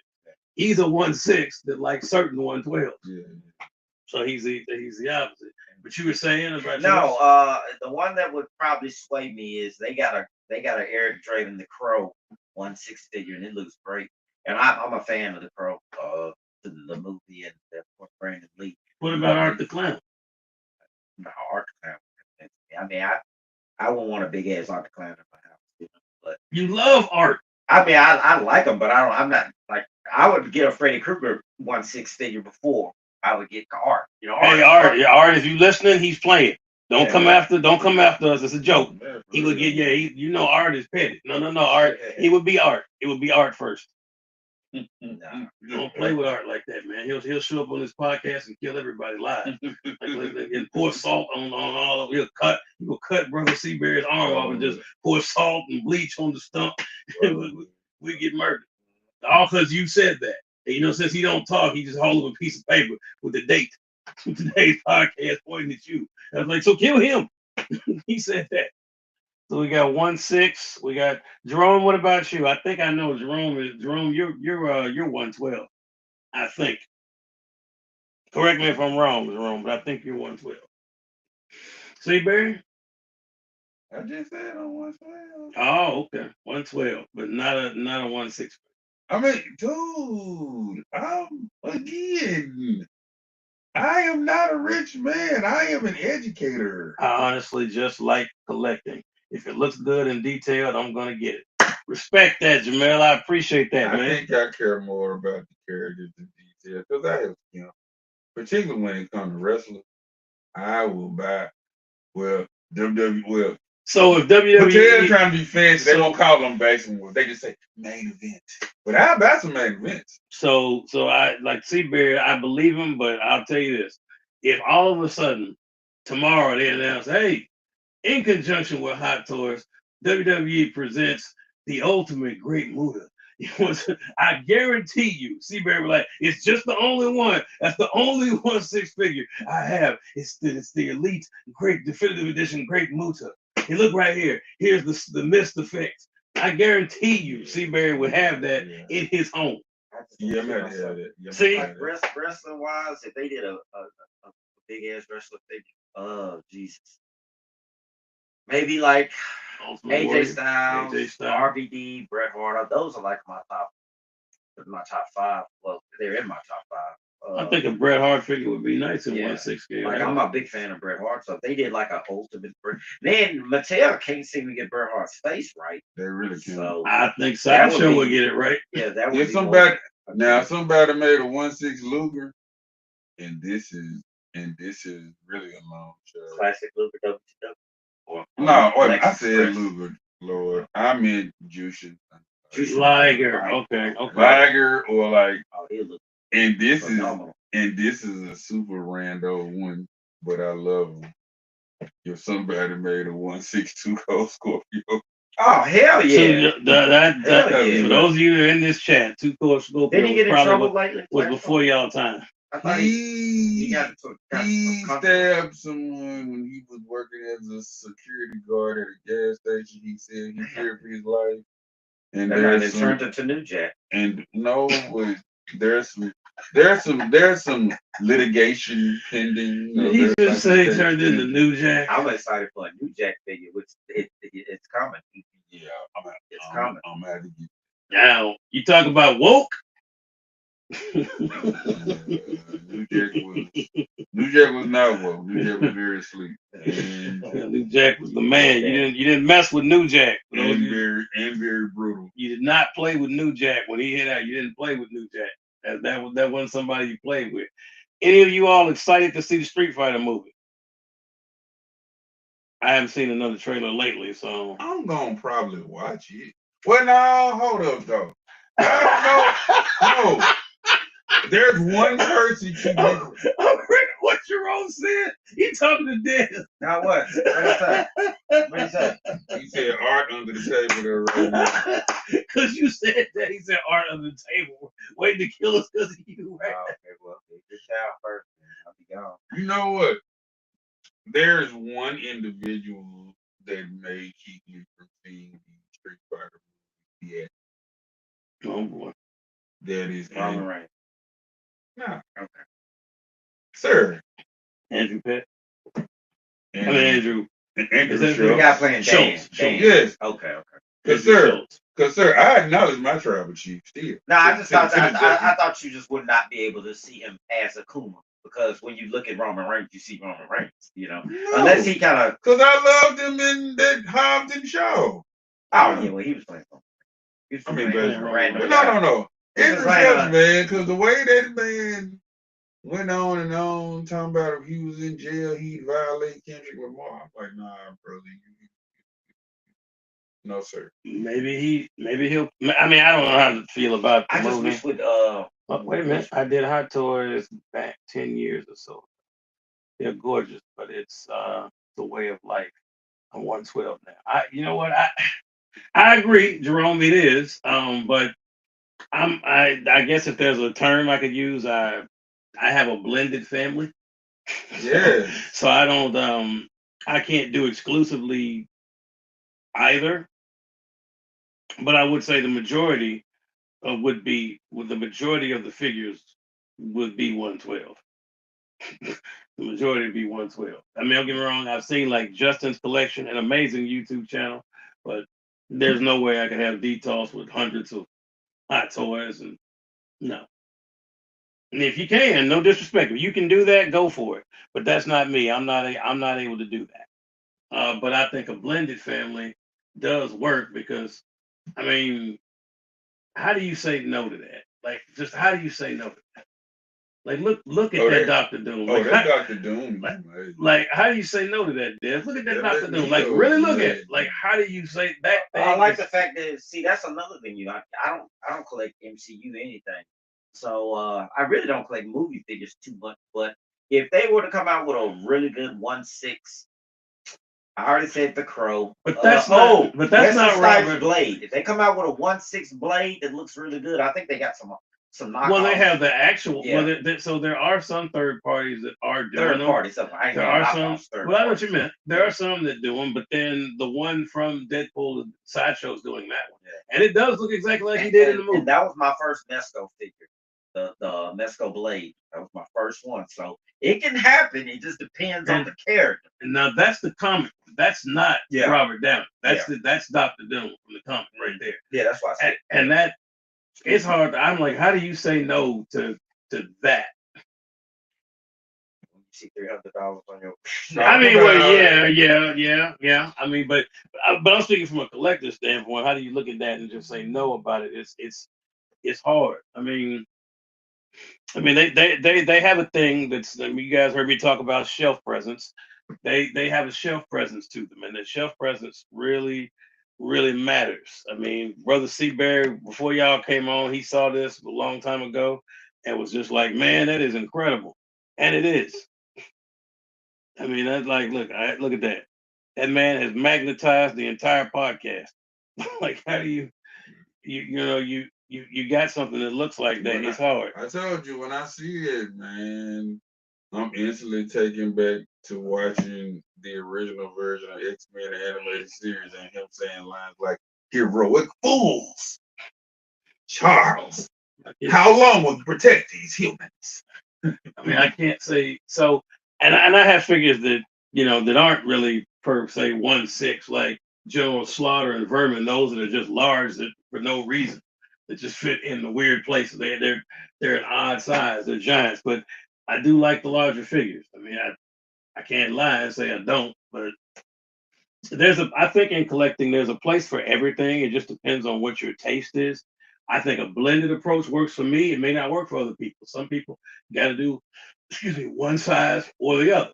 I do blended because I'm with Jamel. If it looks good and it fits what I have going on, I'm all for it. I won't say, oh man, I can't get it. It's 1/6. Like if I could do it. Now I would never.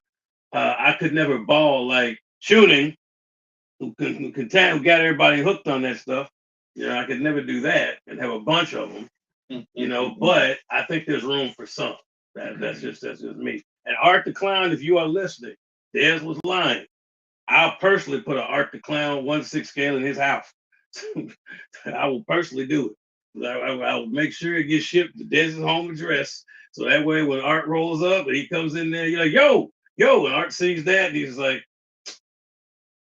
Yo, he says, no, I'm in the speak, wrong house. And just leaves. speaking of horror people, because I tend to lean toward the protagonist, because Churchy do I could do I could be okay with a 1/6 Ash. And for me, That exists. Yeah. yeah. That exists. I'd be okay. I'd be, but like that's weird. So I didn't like I got certain figures and I know Jerome's gonna be like this, he's gonna say, really? What I didn't do was G.I. Joe. And tell you why. I grew up with it, but Clever and I were having this discussion. It's so deep, G.I. Joe is that to try to do it now, like I know a couple of people that have like the old G.I. Joes, that collection, and that's massive. That's how back in the day, those figures, that's massive. Hundreds of them. If I was to try to do GI Joe now or like Star Wars, no way. It's too many. I fell off I Star could I Wars. couldn't do GI Joe or Star Wars. I Like think when I people fell off of buy, Star and I Wars. like GI Joe, but people go and buy these GI Joe figures. I can't do it. Classify. I have no idea. I couldn't do it. You know what? I think I fell off Star Wars because I stopped watching all the Disney series. So now I see these new pictures, I be like, what the blue hell is It's too deep for me. I'm only gonna want to go with.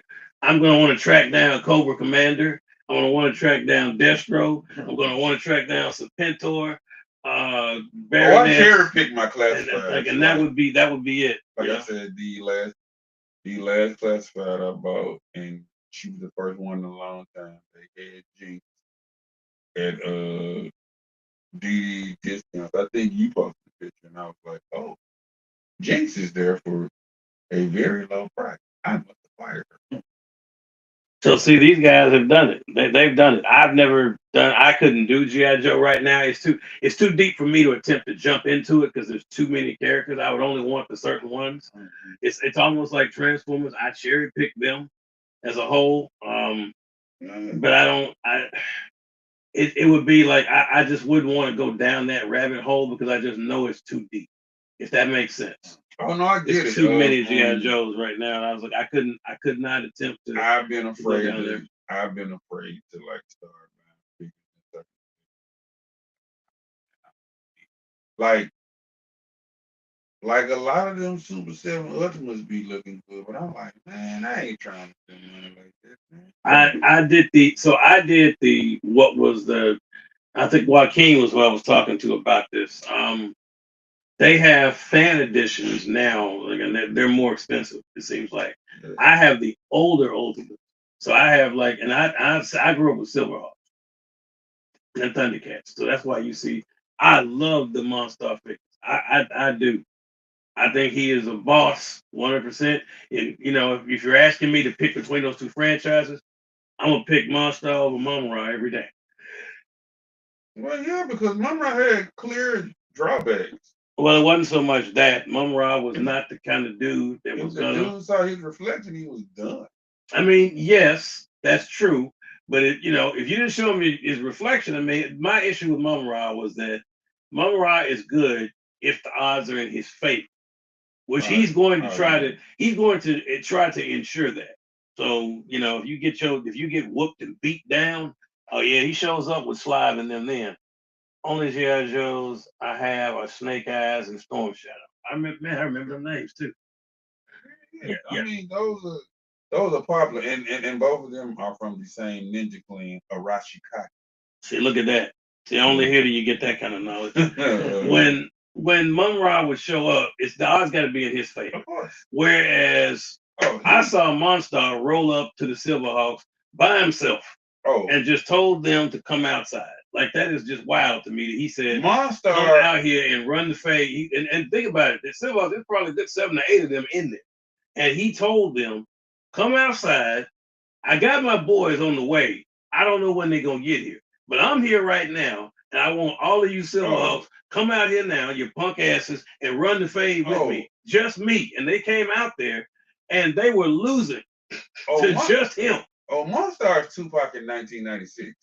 He is like F-Piece, hit him up. Therefore, man, it's thug life personified. He said, "Come on outside.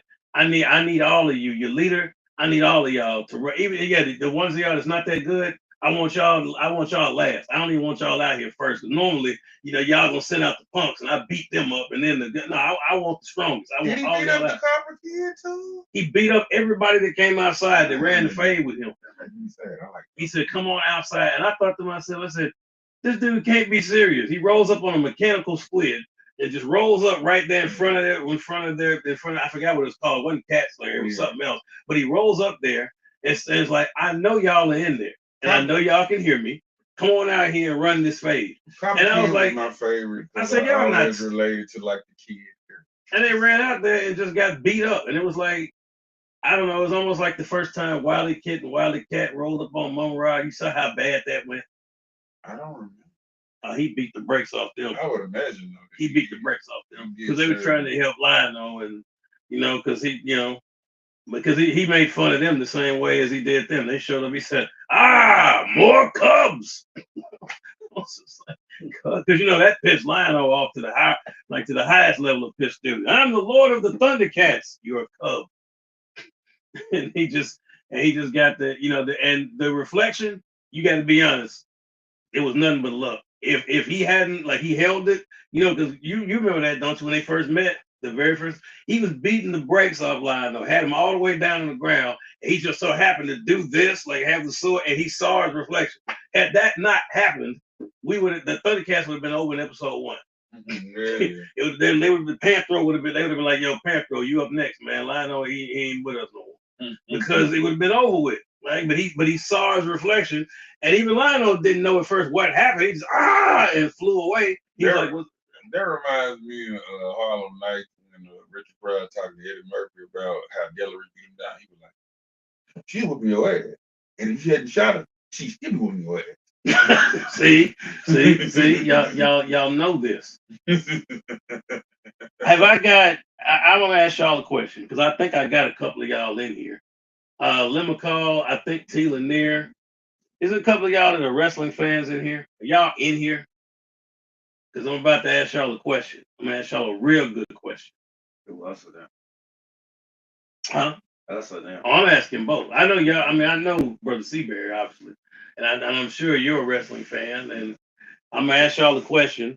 How many of y'all that are in this chat got to see the greatness that was the main event of Starcade 1997, which was none other than Sting versus Hollywood Hulk I Hogan? saw it. And I I got to see. I had the best seat in the house. Oh, And you were alive. no, I was watching it. I wasn't there, but it was fantastic. I was that was an 18 months build up. I saw it I on was somebody's pumped to see it. VHS because I was in And college, so I ain't had no pay per view. the crazy part is, I said only at that time. I said only WCW could have gotten in their own way. They had the best. They had the hottest story in wrestling. It took 18 months, Okay, let and me. the match itself was fine. They just botched the ending somewhere along the line. I was like, it should have been. It should have how been a did definitive win for Sting. I was like, They how did messed that y'all up. do that? Well, here's what Eric. Depends on who you're asking. I listened to 83 Weeks when Eric Bischoff and Conrad Thompson talked about it. He said you have to understand. Sting had been training 12 to 16 months. We figured we would come in and see this fresh face, super alert, ready to go Sting.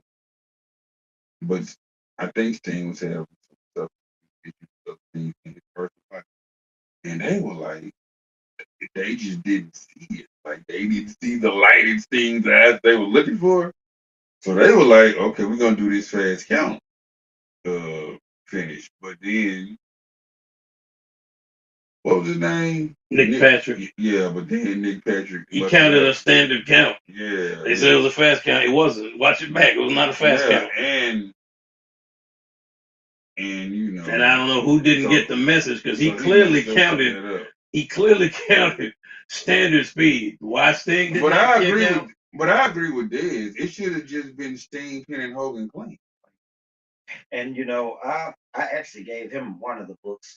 I've read two books on the death of WCW. A lot of people say that moment That was and the finger poke of doom Doom. are moments that solidified WCW's demise. And I kind of agree with that because I feel like that NWO that run was dragged out till it needed a definitive conclusion.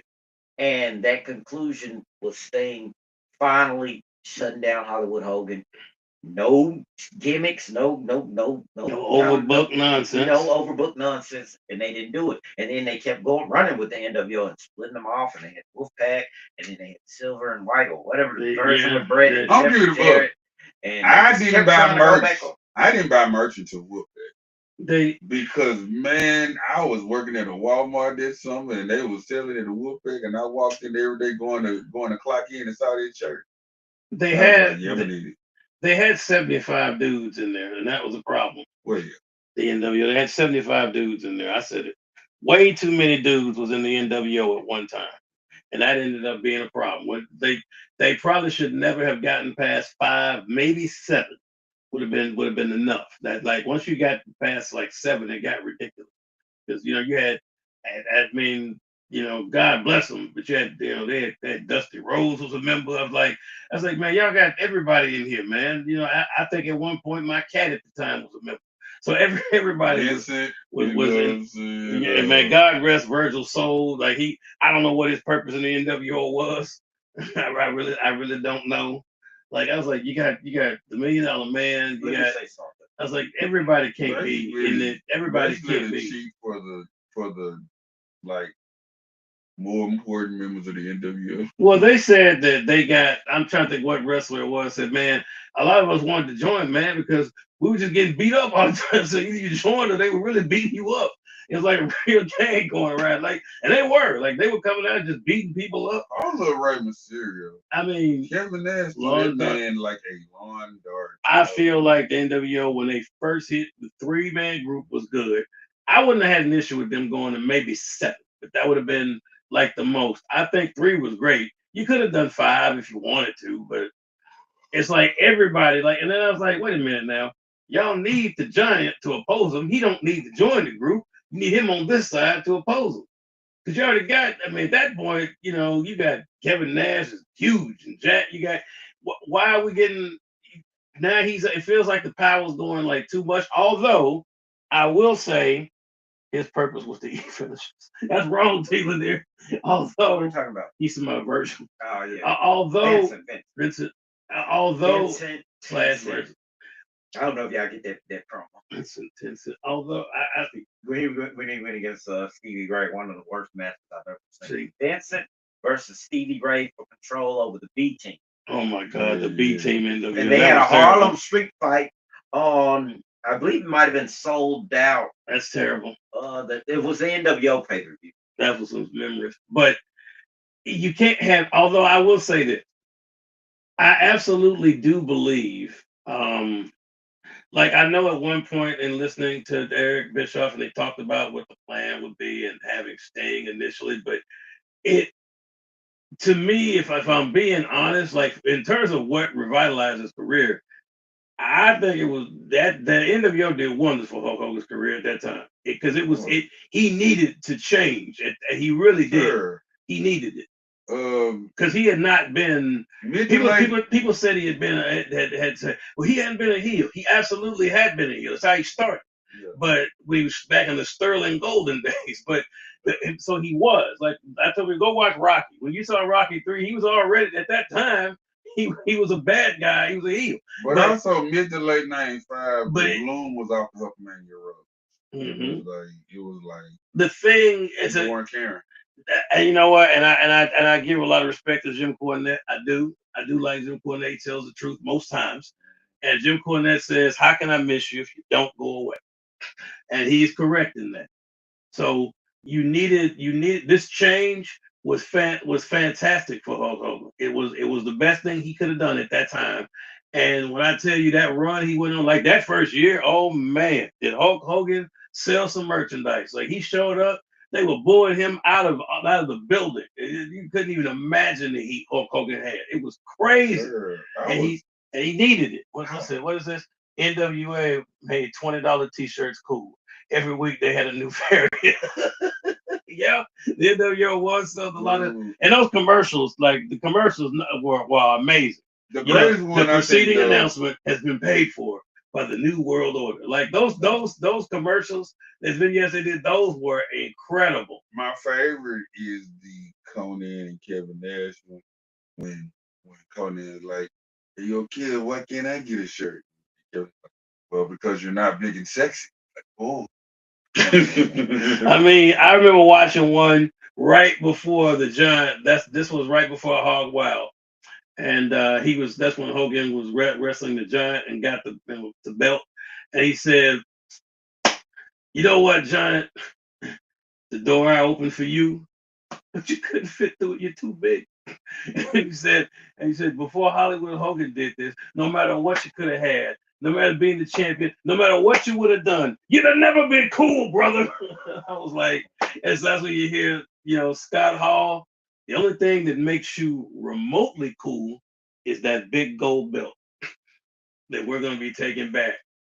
And I said, when I say it worked, you hear that music come on, new world order. And then they would come out and you would just be like, man, and I hate to say it, I feel people say you're wrong for saying it. Man, Macho Man was great in the NWO. He was so unhinged. He fit like the Macho Man is insane. He fit him and Diamond Dallas Page, that match they had at Halloween Havoc. Oh my God. Yo. That was a classic. And because that promo where he told Elizabeth, he said, "Don't take my word for it. Elizabeth, what do you think Diamond Dallas Page's chances are in the ring with me tonight?" And she said, "Diamond Dallas Page doesn't have any chance, and he shouldn't be anywhere near the ring with you." There you have it. Did you see that? An unbiased opinion. Diamond Dallas Page, your chances against the Macho Man are 0 at best. And that's not saying much. You will be able to tell your great grandchildren that you once had a glimpse of greatness, but you couldn't handle it. You know what? And he said, I don't care about hurting myself, much less do I care about hurting you. And he sacrificed himself. It was a I great wish match. somebody could reproduce the shirt. What It does was Jerome say? Who's y'all's favorite wrestler character of all time? My favorite wrestler? Character or just wrestler He in said general? wrestler. He just says wrestler / character. So for me, if I had to be honest, my number one wrestler, and that's a tough one, Jerome, but I've stayed consistent. My favorite wrestler of all time. I got a diverse top five, but for me, and I base this off aura, like his aura, the promos, wrestling ability, everything about him. And my number one wrestler of all time could only be the Macho Man Randy Savage. It could only be. I need them to reproduce the shirt though, where it's a drawing of him behind the white bars. Oh yeah, the Cage Madness. Yes, man. 'Cause I So, was just like, he was just wild. what about you? Who's your favorite? It's weird because with wrestling, I did, Let and me I put used this, to. Jerome, let me put this on so I can answer you. So I feel good when you ask those questions. Let me make sure I feel good. You got the TNT. And then I'm gonna do this for Dez so Dez can answer your question properly. Okay, what I got? I got the ROH, and it's funny that you gave me this one because when I started really getting back into watching wrestling, I got into ECW. And then, of course, I was watching WCW, but I was watching WCW for the mid card, like Rey Mysterio, Chris Jericho, Dave Malenko, Raven, all them. I was watching the mid card, and then the light heavyweight. Well, I guess it was the light heavyweight title. It's the cruiserweight title in WCW. And when I came across ECW, I was a big fan of Jerry Lynn and particularly RVD. I'll say RVD is one of my favorites, but it's kind of hard because going back to like the 80s when I was a kid, I used to love. I'm gonna say some names. Y'all ain't gonna believe it. I used to love the British Bulldogs. I used to love the Jumping Bomb Angels. I used to love Bet that. Jesus. I was a big fan of Medusa. He's reading the book. Alundra Blaze. Ricky the Dragon Steamboat was one of my absolute favorites. But I mean, it's so many. I mean, if I have to really just pick three off the top, going throughout history, I'll say Bret Hart in the '90s. I'll say RVD in that middle period through the '90s when I was watching ECW going into the 2000s, and I'll say right when TNA hit AJ Styles. Those are my three right there. I'm yeah, fabulous. Getting in there. The fabulous ones. Okay, I respect that, Jamel. Oh, love that Macho Man shirt. Actually owned it. There you go, right there. Favorite wrestler of all time, Scott Hall. Favorite character, Stone Cold. Okay. My top three is. Oh, wait a minute. Hold on, sir. Give him that. Yeah, no, not that one. Yes, that one. Yeah, that's a beautiful belt. Y'all see that North American Championship. Now you can answer the question, sir. So my top three has been three. Okay. If you know me, Ray Moody, Juicy Thunder Liger, and again, Two Cold Scorpio. And I know y'all like, why do you love this obscure dude so much? Listen, he was amazing. And here's the thing, he was doing cruiserweight stuff, but he was like a big dude with a gut. Yeah. But he was still hitting these crazy ass cruiserweight moves. 450 splashes. 450 splash. This don't miss, like, dude. Hey, a living rando. Yeah, even now, I'm just like, I want somebody to put out a traditional 6-inch figure of him, some independent person, because he's not under Legends contract. Like, somebody got like a Hasbro style figure of him. I mean, it's like Flash Funk. I'm like, I want a traditional figure of him, man. That was just one of my guys, man. This is for you, Lynn McCall. When we do the great colleague, we'll do it the right way. This is for you. I like this though, cause like, yo, I never really checked for this one. That's a beautiful belt. The NXT North American. I'm learning now that I'm Now that I see it in hand, I'm like, It's a yo, beautiful I belt. might have to add this to my little WWE title wish list because, like, really, that was just 3 belts. I wanted Big Gold. Intercontinental. Yeah. Yeah, I want OG Intercontinental with the white stripe, and I want the Winged Eagle. Oh, they said the name. Jamel said it. Chris Benoit. Chris Benoit's up there too. I used to look at Eddie Guerrero, Chris Benoit, Yeah. Rey Mysterio. Good lord, all of them could go. Yeah, because I went back and watched all of Starrcade '97, and that Benoit Saturn match, where it's basically Benoit versus all of Raven's flock. Correct. It's amazing. Who just said this? Yes. Keep going. Best viewers. I don't know if that's an ad. Oh, yeah. They trying to get us to pay for watchers or something. You know, God bless.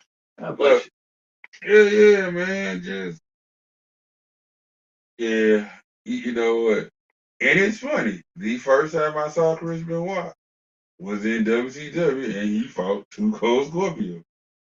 And I was just like, who's this rando? No, because he I just saw moved him in messed me up. ECW. He went for like a slingshot, or what I thought was gonna be a slingshot suplex, but he just draped him over the side rope, and I was just like, that is a nasty little move.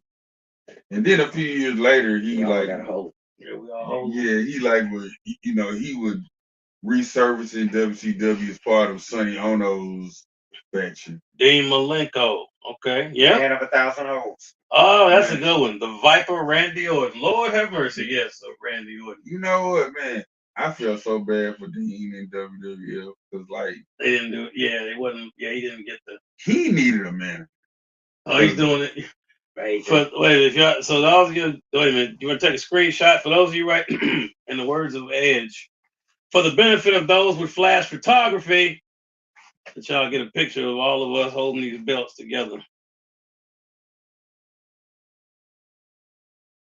Yeah, y'all the 5-second pose. 5-second pose. We'll give y'all a 5-second pose. Seldom wrong and right again, Christian. Man, y'all don't. If one of my favorite moments is they was on commentary and they decided to run in and it was like, guys, we're gonna do what's called a run in, and then they just ran in the ring and started beating them. See, if you guys are deep, like I don't know how deep of wrestling fans you guys are, right? But I watch. I consume a lot of wrestling technically. There's a lot of it. And I'm opinionated with a lot of stuff. So right now, everybody's talking about. They made the jokes. It says, "So, are we gonna get Powerhouse Hobbs? He's now gonna be what they had some. They gonna change his name to something crazy." I was like, I said, I don't get me wrong. Ricky Saints it took a minute for that to get together. I get it. He is from Louisiana, so it kind of makes sense that they want something they can make money off of, and starts with that man's legal last name, so you can't trademark it, belongs to him. So I do get it. It's I watch now. Look, Powerhouse Hobbs. I'm fair, right? I love all wrestling, and I don't have an issue with AEW. You can see it right here. There's a guy right now that they took off TV that is wondering what is going on, and that is my guy.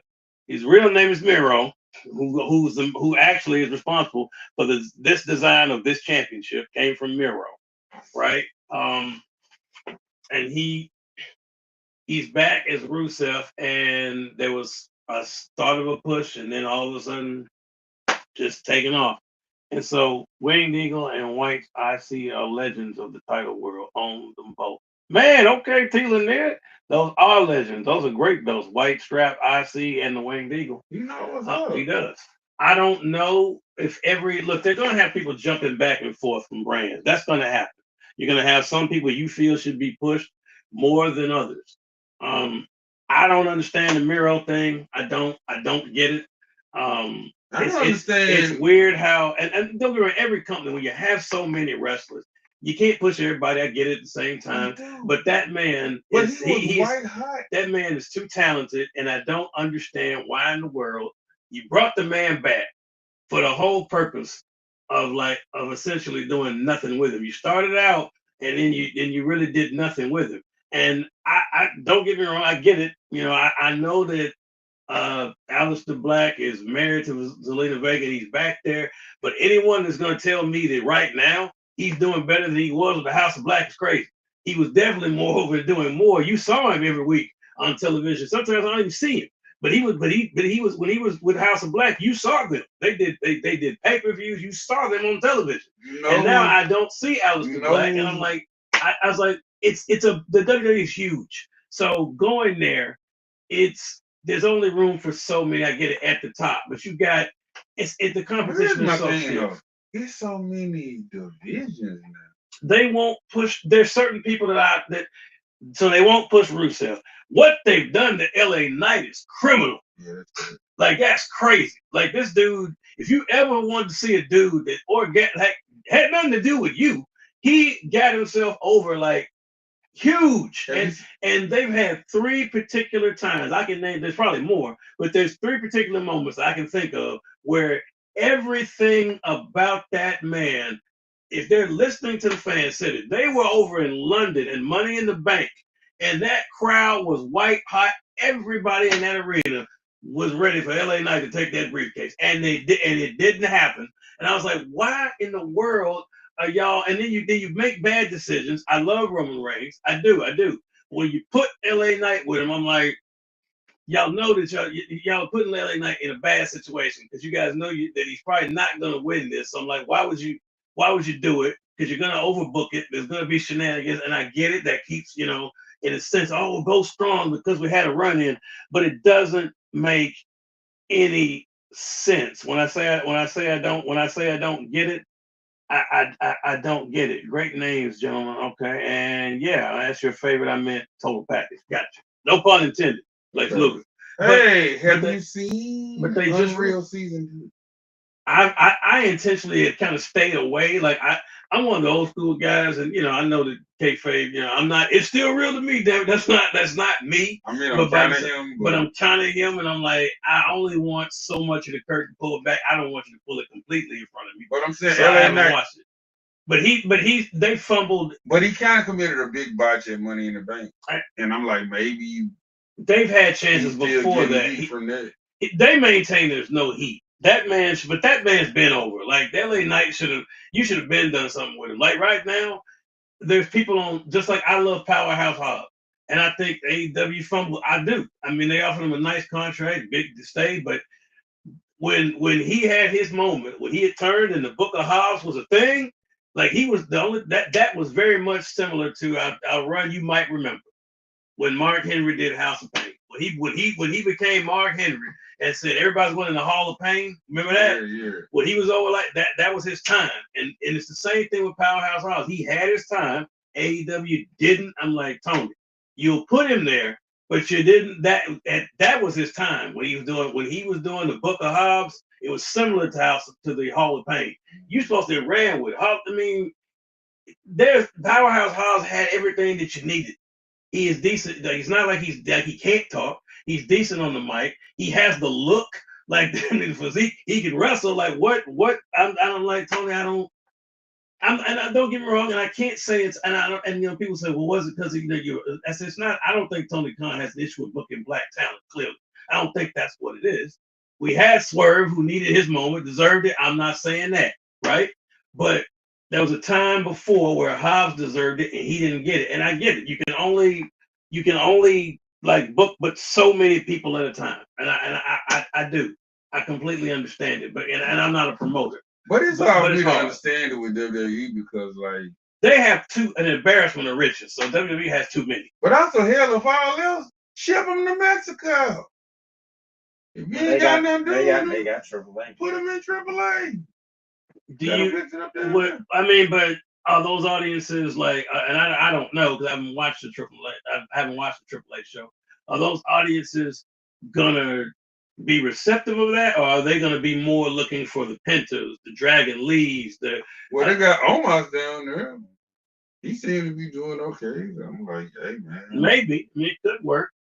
Like if if he ain't got nothing for him on the Raw SmackDown, put him in AAA. Yeah, they got Evolve. They got a lot of places. And they just went, and SmackDown went 3 hours. And you tell me with all of this, you still can't find a way to get some of these folks on.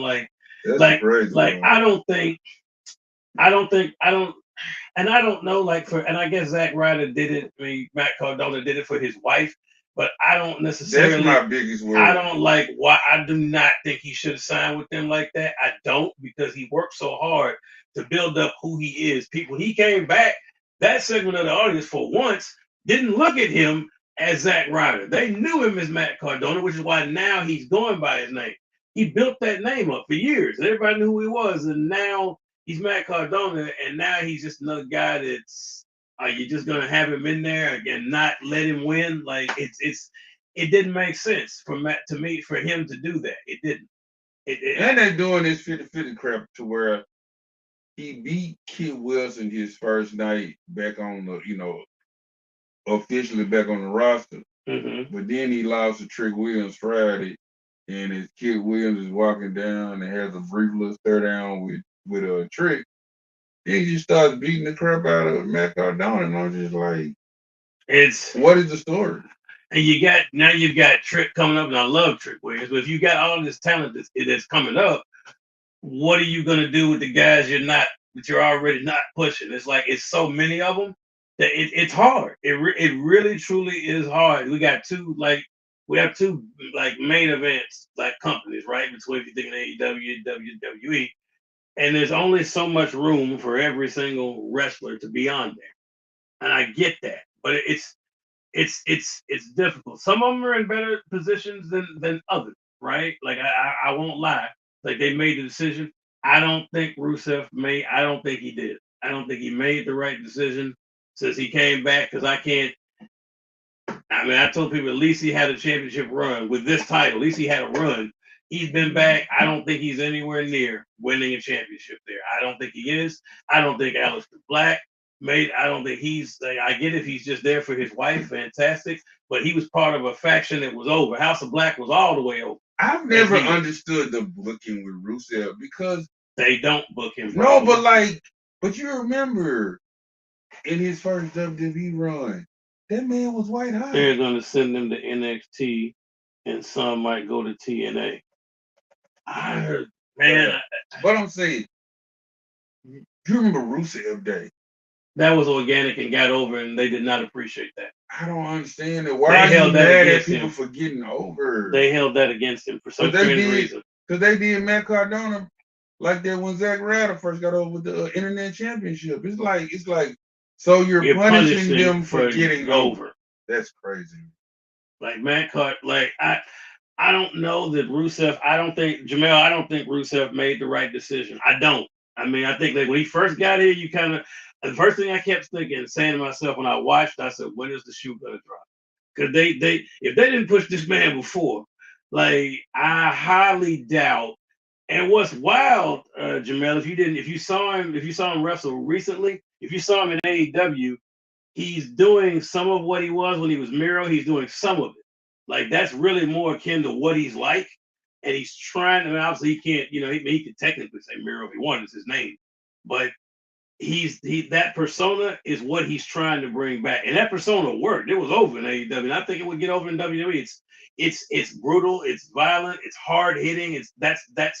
But I don't know if I'm not sure what it is, why they won't push him. He's confused right now as to why he's not injured, and he's like, I'm not on television. LA Knight, like, the folks were waiting for him in Germany, didn't show up. Don't know. Vision wrote him off, like, beat him up, and I'm like, now there's talk that he may not even be at the Royal Rumble. Like, what are you doing? I know the Street Profits are off television. They said there's a bunch of off TV to freshen them up. I don't understand. The Street Profits are hot, and it's like they won't push them. But I feel like they stopped in the middle of a storyline because it looked like we were building toward Angelo Ted's feud. But as talented as both of those men are, it's better right now for them to stick together. It just is. Because look at what's happening. If you got all this competition, like, those guys are gonna have to come up there. They're not gonna break. They're not gonna break through. Even though you want them to, they're not gonna break through. But my concern is Ted's window is closed. It could be. So if he's going to be a single star, he has one or two options. The word is that those guys' contracts come up soon. That's the word. I think within a year. So I don't know if they leave and go. Here's one thing I can tell you right now, and I like AEW, but them, you take that act there, oh, they get over in AEW. I promise you, they'll get over. They'll get over big time. Same with the Hurt Business. The Hurt And the Business Hurt is over. Syndicate in It AEW. is over. It is over. Like that. It was over in WWE, and they just pulled it for no reason. It hadn't ran its course, and they pulled it and they killed it for no reason. That's one of the few shirts because normally I buy my WWE shirts discounted off Hot Topic. I bought that Hurt Business shirt off of WWE, and like my debit card wasn't working on the site, so I had to call the operator to buy it. That's how bad I wanted this shirt. I mean, do y'all know how many? If you think about how crowded the main event scene is, right? Let's say we hadn't even seen Roman Reigns, not really, right? But you've got if you're looking like and it is I think Drew is overdue. Drew should have won by now. But Yeah. you've got Drew, you've got Cody Rhodes, you've got Jacob Fatu who's back, who's a star in the making. You've got it's so much talent up there that it's difficult. And like Drew right now, I mean, my God, I mean you right now, I mean Drew should be champion for a minute. Like should be. He really should. Like all the way to WrestleMania? Absolutely, he should. Do you know how Drew McIntyre has definitely been? If there's somebody that's been done wrong, it's Drew. He rarely has had a chance to win in front of live fans. When he did win in front of live fans, we all know what happened there. He got cashed in on. It took forever for him to win, so he hasn't had a lengthy. He hasn't, and it's unfortunate for him.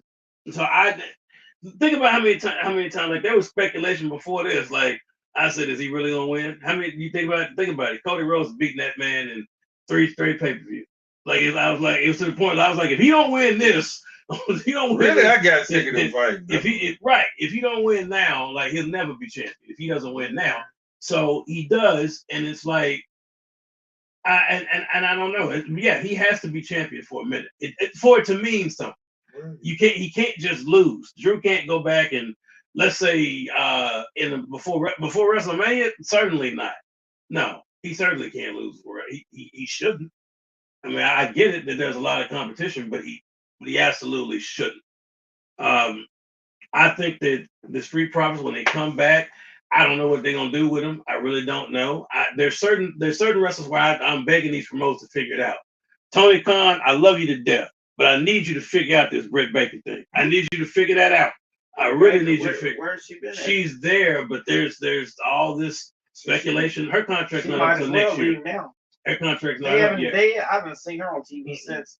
I guess she went against Sasha Banks. And I told people that they need to have another match. They can figure that out. You got two world-class wrestlers. They can figure that out. Well, they got like real life beef or something. I don't know if that's the case. People forgot about but oh my God, was she over? Like that's a star. Britt Baker let's be clear. Britt Baker is a star. There's no doubt about it. And so I'm like, Tony, you lost Powerhouse Hobbs. You got to figure.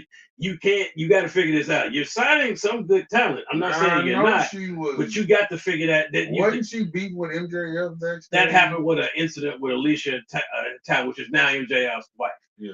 Right, but they're supposed to have worked that situation out. But you got to figure it out. You can't lose talent repeatedly. Neither one. I mean, certain talent. You can't lose stars. That's what you can't do. You can lose a guy or two, but you can't lose a Britt Baker. You can't lose Powerhouse Hobbs. You think about it, you already lost Cody Rhodes. You see what happened there. So you can't see him Punk. Like there's so much talent, you can't keep losing. What do you say? Mr. Perfect is my all-time favorite. I liked him before he went baby face with Heenan on PT Down. Okay. But after that, he was my guy for life. Kurt Hennig was one of the best wrestlers on the face of God's earth. A lot of people don't know that. But a lot of people do know that. But he was. But yeah. You know, I did not expect them to make an AWA Kurt Hennig figure, which they have now. I was like, it's sitting on page, so he's a world champion. I know, And he wound up losing to Jerry Lawler in Memphis. Yeah, man. Kurt Hennig was the truth. I mean, but what I'm saying with promoters, this is what I hate when companies are so big like that. That sometimes I have to give them a little grace because they're like, man, we got too many wrestlers. I'm like, well, don't sign everybody. I mean, sign a great roster, but don't sign everybody because then you end up with, if you got too many guys hot at the same time, it's a problem. So like with WWE, they don't really know what the hell they're like. I like CM Punk. I know he's getting his time, but I'm gonna tell you this right now, and I love Punk. Anyone who doesn't know it? No, I love CM Punk. But I'm telling you right now, he should walk into WrestleMania as champion, but he should not walk out as champion. I agree. He should not. And if you want to know the truth, if I'm being honest, I know the prevailing thought and fear and favorite is Braun Breaker, and I like him. Don't get me wrong. He could do it. But But then again, what the hell are you gonna do? What are you gonna do with LA Knight? What are you gonna do with the guy that's white hot? No, what are you gonna do with him? If that happens, are you gonna say LA Knight's gonna start feuding with him, which kind of makes sense? And let's not forget the shadow that looms over WrestleMania, one Seth Rollins. What are you gonna do with that? So it's like they got so Will much. he be back in time for Mania? Probably so. I think I had an issue. Let's see, they were signing to keep other companies from getting them, but this is where some accountability has to be on those wrestlers. Some of the wrestlers have to make decisions, man. Where they say, you know what, this may not be the right situation. I promise you, Miro. I promise you, Miro is probably having second thought. You know, I'm sure he is. I'm sure Aleister Black won't come out and say it, but I promise you, Aleister Black is having second thoughts. But also, WWE keeps doing this because, case in point, and yes, I'm gonna talk about this. Booker T lobbied and got this man a new contract like in the mid 2000s. Okay. And do you know what happened? I don't remember. No. Oh, you didn't see him. He sat at home for a year. He was on Deep South Wrestling. That was one of their farm organizations. Like, I remember that. Like one time in Flash Front. And you know me as a Scorpio stan, I'm just sitting waiting like, wait a minute. I know he sounds old. Y'all really ain't gonna use my boy. It be crazy sometimes. Is there anybody you can think of? Sorry, go ahead. Go ahead. Like the time when they re-signed British Bulldog's son.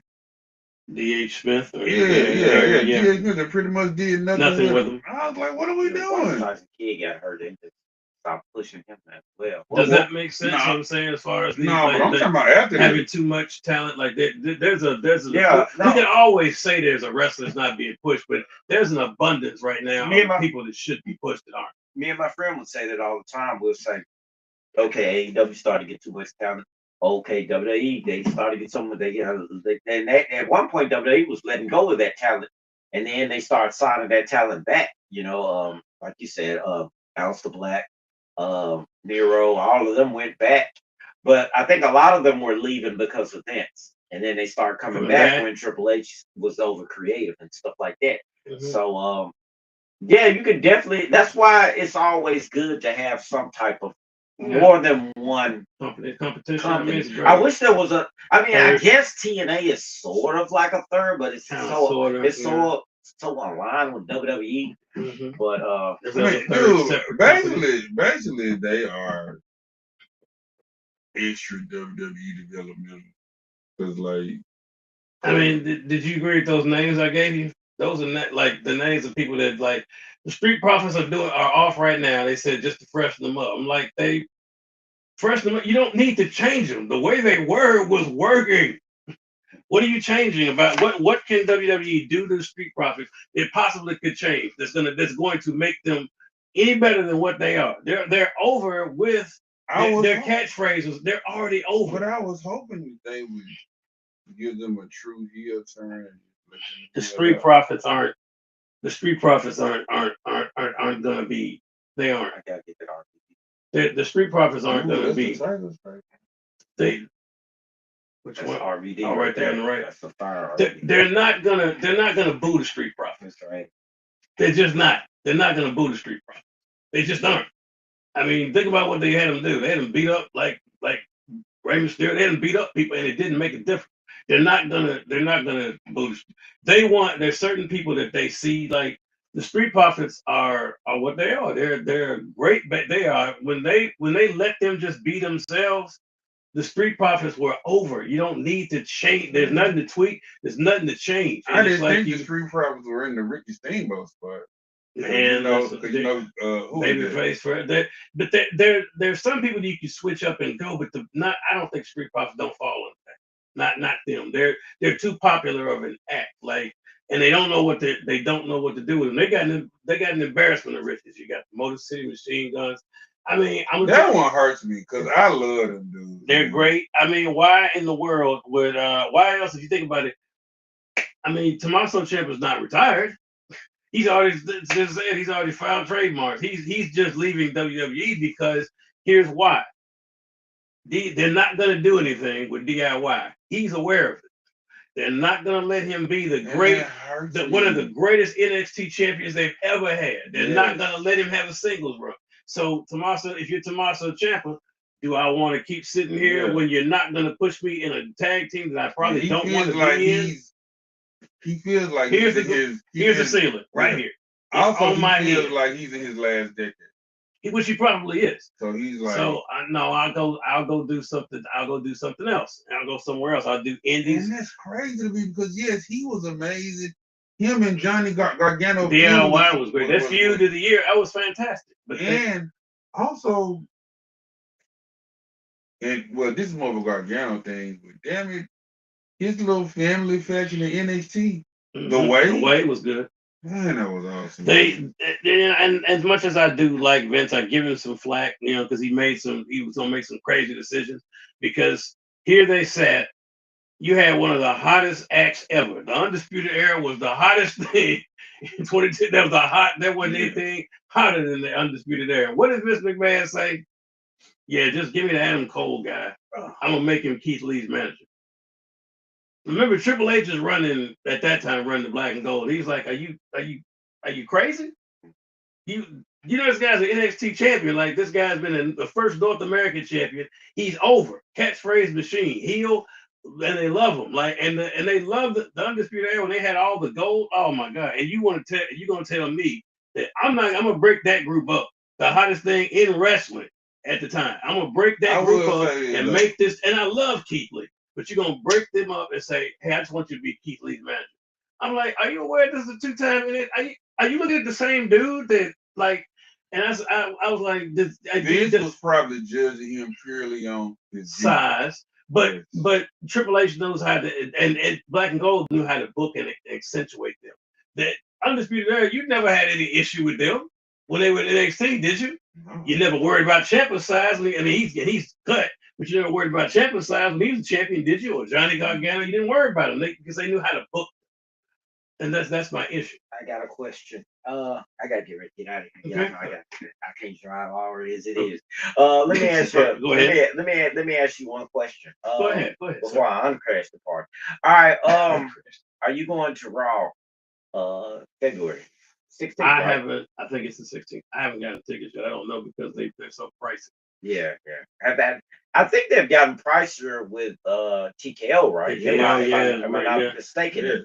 Vince McMahon knew. It used to Vince McMahon didn't price like that. Yeah, it used to be you can get some decent tickets and not be in the nosebleeds and still watching. And I think the cheapest Mania ticket is like $850. That's absurd. And then you probably don't see like a spec if it's Mania. But Vince McMahon never one of the few good things I can say about him is he knew where his bread was buttered. He never outpriced families. He said this is entertainment. That's why they're going over Saudi Arabia all the time. They're going overseas because I guess plenty of money. All that money. I hate that too. Like I don't like an international Mania. The idea of it, that brings up woke too. You know, a lot of woke people mad about that. And dude, I know they was moving toward a Nashville, man, because they gave Nashville SummerSlam. I feel like that was a tryout. Actually, I'm hearing next year might have been Nashville's year. But then they were like, That Saudi money is I know. no disrespect to any Saudi Arabian fans watching. Oh no, that's Saudi money crazy. It's but Scrooge they've So McDuck paper for real. are you going? Nah. I mean, I haven't went to a wrestling event in quite a while. I mean, well, I went. The last one I went to was AEW in San Diego. I went to And SmackDown, I think in 2020. It's been a minute. I went. Oh, okay. That's last year. Okay. I feel like I went to an event within the last 2 years I've been. The problem is this. It's not that they don't have the talent I want to see. I absolutely want to see everybody on that Raw roster. But the problem is they're pricing out people. I mean, their own wrestlers are calling them out. Randy Orton called them out for it. He remember there's a viral clip where he didn't know like what the pricing of the tickets was. Because they've taken the tickets from them. I don't know if you know that. Oh yeah, they taking some Just, tickets away. Yeah, they took that away from them, so they don't know how much it is. But what that's an ESPN thing. It's more than that. It's more than ESPN. That's TKO being greedy. They are greedy. You know what bothers me about live events, and this is just me being picky. Yeah, I don't like the mystic. I don't get the benefit of the camera, so I can see which punches and kicks don't. And they'd be like, and I know, but they'd be like screwing with me, man. I'd be like, and then I miss the commentary too. I went last year and the year before. Okay, so he's been the one recently. It's not that they don't. I want to see the people that are on the show, but they are pricing like families out. And TKO does not seem to care because they're driven by money. 100%. And also, that's the only division of TKO that's profitable is WWE. The new boxing league is spanking fresh, new green as goose crap. It ain't making money. PBR ain't making money. That's like a brand that's been kind of battered and needs to be revitalized. And UFC is not really profitable.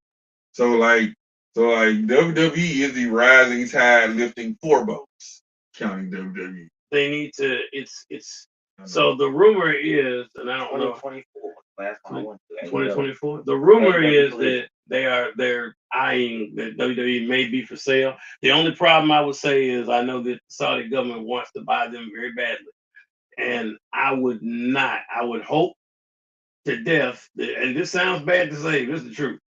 If I got to pick them, I'd rather Vince McMahon have it than it leave the country. That's my thing. I'd rather he have it than it leave the country. I don't care where in the country don't want it. I mean, maybe they got more money than anything, but I think the commentary is what makes the show. I mean, it is good, but the problem the problem is, like I say, it's money. It's money, Jamel, and it's messing everything up. Because you got like Randy Orton saying that he said that's insane. They told him how much those tickets were at that event, and he saw that they showed it to him. Randy Orton's like, that's absurd.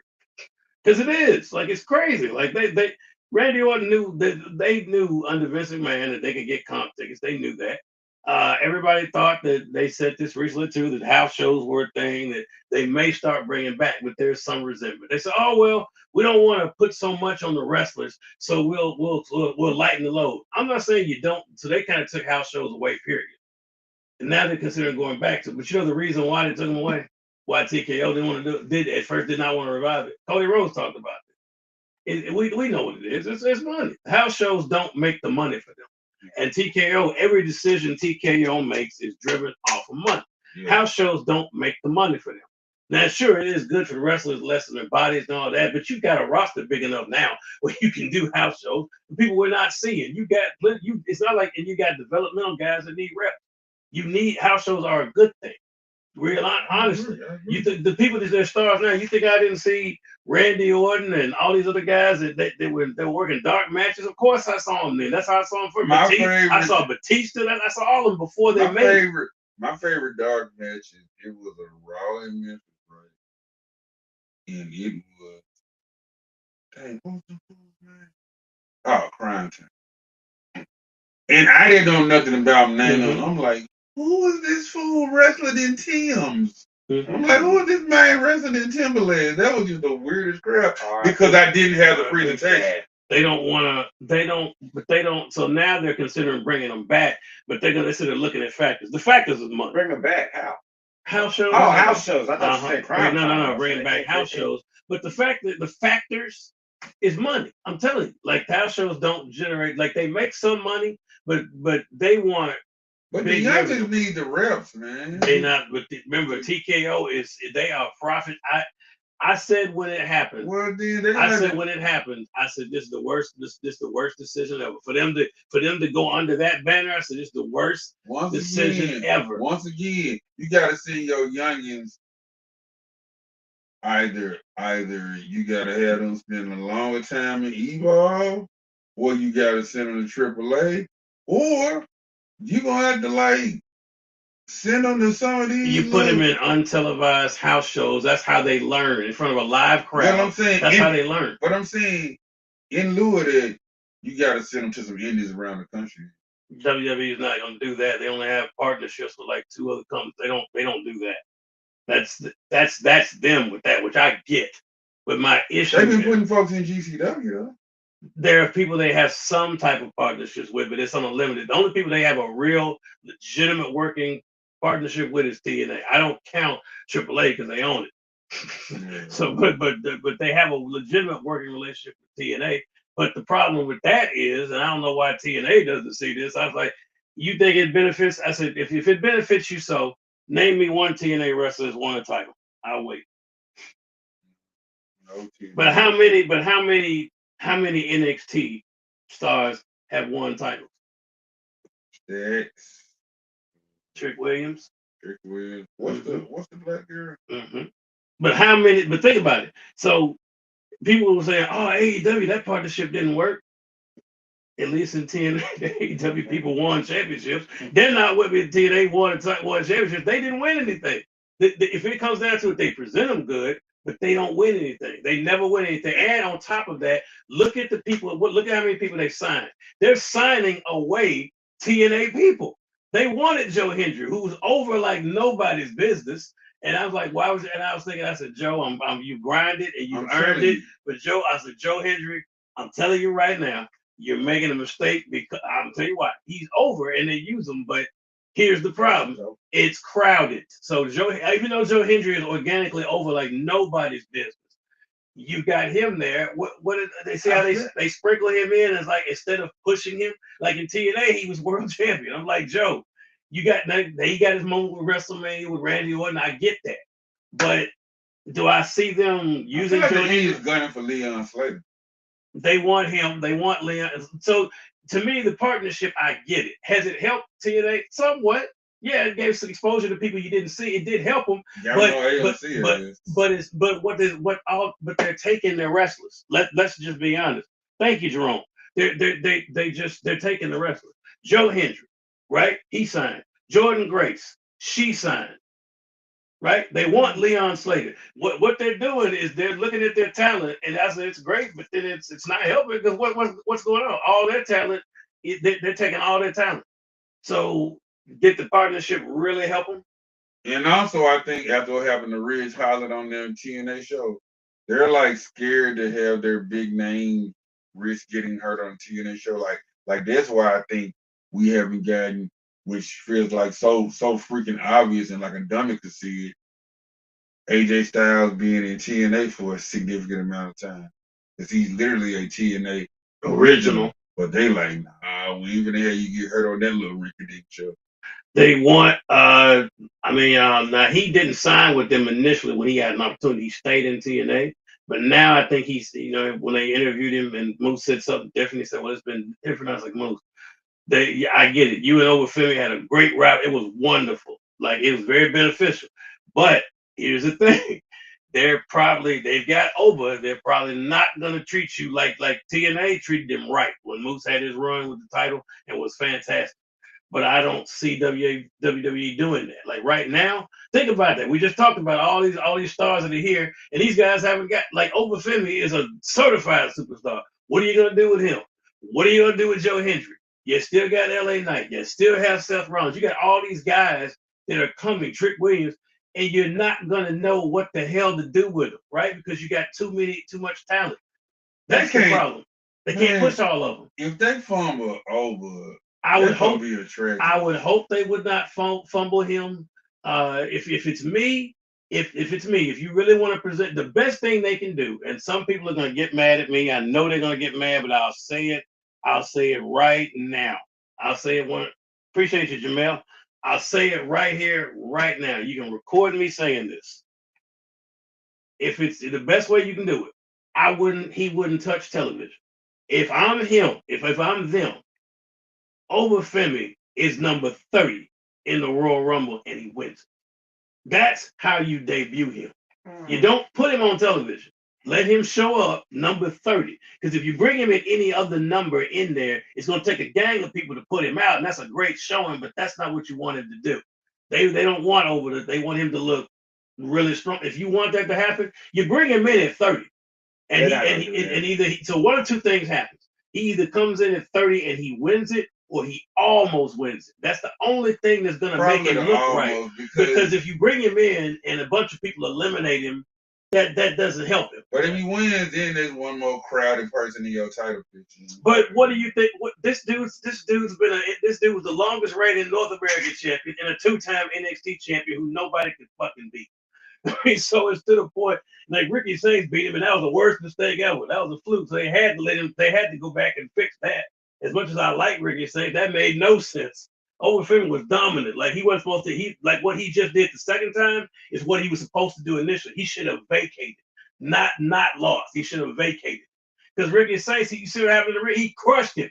Because I was like, that's what's supposed to happen. But the second reign was so short, I was like, what was even the point of that? He should have never lost the first one. That's them undoing it. So that's why I said the Royal Rumble, they can't afford to make the mistake. He's either you gotta put him, you gotta bring him towards the end. I'd bring him 30 if it was me. And I would, if he doesn't win, he'd be right here. Like if he comes within an inch of winning and debuts at 30, boom, now you can bring him to TV. He's got this momentum. But if you put him in at like, let's say 15 or something, he does a spot or two with Brock Lesnar, 5 people in, and 5 people throw him out, and they're like, oh, it took 5 people to run. You've wasted it. All this momentum, you wasted it. He's got to be strong. How is Bianca's health? Is she close to getting cleared? The word is maybe you'll see her at WrestleMania. Her finger was really jacked up, like needed surgery. Yeah. Big time. Tried to do it without it, but she had to have major surgery, apparently on 1 or 2 of them, and they fixed it. So I think you'll see her. I don't know if she'll hit the Royal Rumble. Maybe. They said maybe. But I don't know. They've been very coy and very smart keeping that under wraps. So I don't know. But you're saying I thought she was secretly with child, because I was like, I wondered about that too, but they said that's not it. You brought Jordan Grace in here, and now Jordan Grace, you know they've teased that against Jade Cargill. They're teasing that.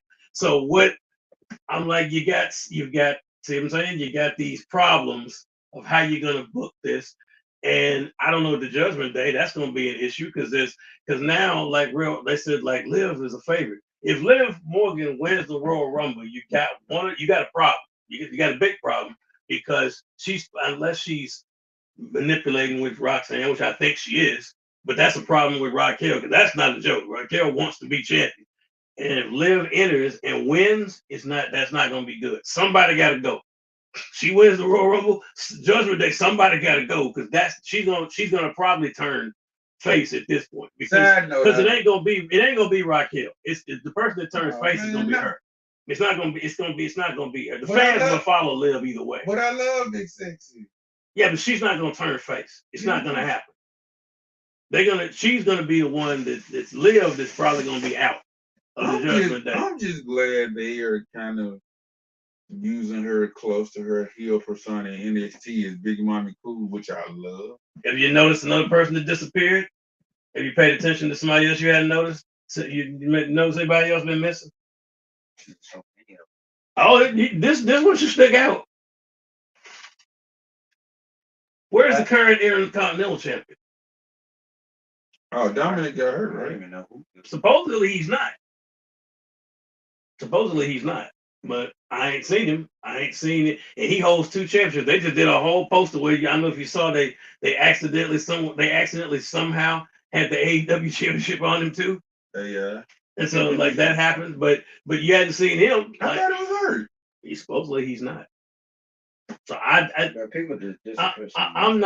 They disappear, and I'm not shocked with them. Like that kind of stuff happens, which is why I said I like Dom. They gotta bring him back, and they gotta also that's somebody else who they've been mucking up because like Finn Balor was just a test run. You just saw that, right? Now he was in Belfast. I understand that.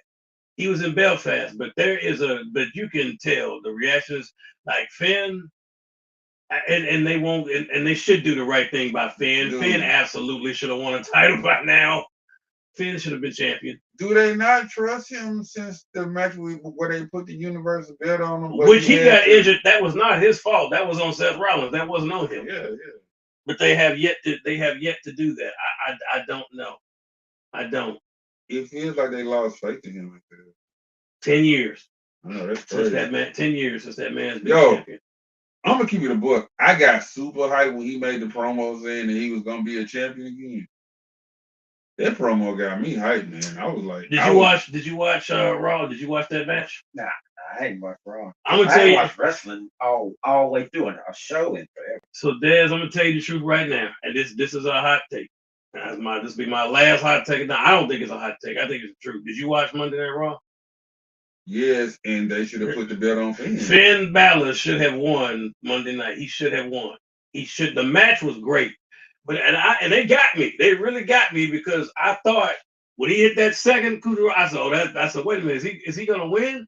Because you got to think you didn't have shenanigans. Like this was straight up, which normally they have shenanigans. They didn't have that. Like it was just in Ireland. I was like, come on, man, like do the right thing. It should be Finn. Right now, this should be it. And they didn't. And I was like, still got an issue with letting Finn go. Like so no, because I can't see. It's almost like Drew. It's like Drew. It's like it's Drew had it like every time when it's time for Drew to win. Like he should have won the last match, but Drew, if you want to know the truth, Drew should have beat him in Saturday Night's main event 2 months ago. He should have beat Cody then, but he didn't. And I'm like, if you keep doing that, no one's ever gonna believe. That's why I said he's already beat him 3 times. Everybody's like, is he gonna win this time? Because he always loses. So I'm like, you can't keep doing that to him. You can't keep you can't. So he's gotta. I mean, I think for like Finn, like that should have been. Yeah. They brought back his old music and like it would. I'm like, come on, man. So I don't know if this is a test run to see who goes where. I think it could be, but I think Finn should be back. I think Finn, and they both got it. I hate to say both got to go, but if she wins a Royal Rumble, I know the split's coming there because Raquel's not okay with her being champion. You can clearly see that. I felt like because again, I felt like there was a window. Unless she chooses Jade Cargill or someone else, unless that happens. Yeah. But also, I feel like there was a window where Dominic was so old to where they probably could have turned him tweener or face. He's a tweener. I don't think you'll ever see him as a face. Okay. But like they won't pull the trigger, and I'm like, there's people that they see I don't know what it is. They get him at a certain level, and they won't go past that. I have no idea what that is. That's for a boardroom meeting that you and I and Dez are never in because we just look on the outside and we just like, man, that makes no freaking sense. Some of the stuff y'all are doing. We know Finn by now. Finn should have won. I love Jey Uso, right? I love him to death, but Jey Uso should not have been world champion. I love him to death, but he should not have been world champion. And that's something that was covered on the first season of Unreal. And Gunther, are you serious? Like beating like who? Gunther?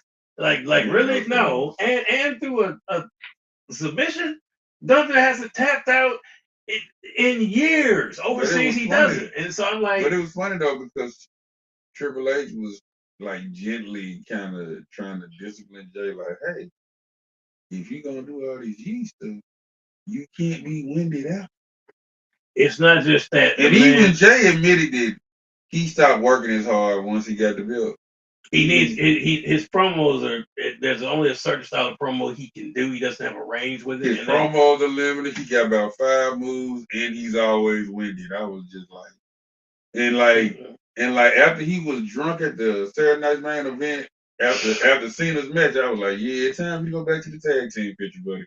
I was Folks, as you can see, we got. I told you we could do anything, any time of the night. I want to tell y'all. I want to thank y'all for joining me for this blended. I don't know how we'll see how it goes. This is blended. We may do a separate one next time. We may do a separate one where we'll have the 5 count separate from this. yeah. But we blended it in tonight, and I think it was really cool. We could go a lot with wrestling. I certainly would like to thank uh, the great Des Bull for coming by and blessing us with his The presence. toy father. The toy father himself. I want to thank him for bringing the beautiful. I'm not going to say the precious, but the beautiful Zatanna and Detective Chimp.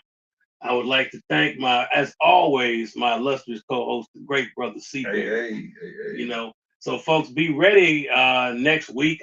Depending on what the weather is. I don't know where you guys live, but where we live, the weather is about. We're gonna have some nasty weather set on us, so that could affect things. So if that does happen, then it'll be the week after. But I will keep y'all posted with updates on this winter wonderland that we're supposed to experience here in Memphis, Tennessee. But I will let you guys know.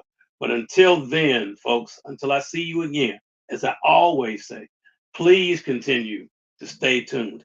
Please continue to stay collecting. And above all, please continue to stay great.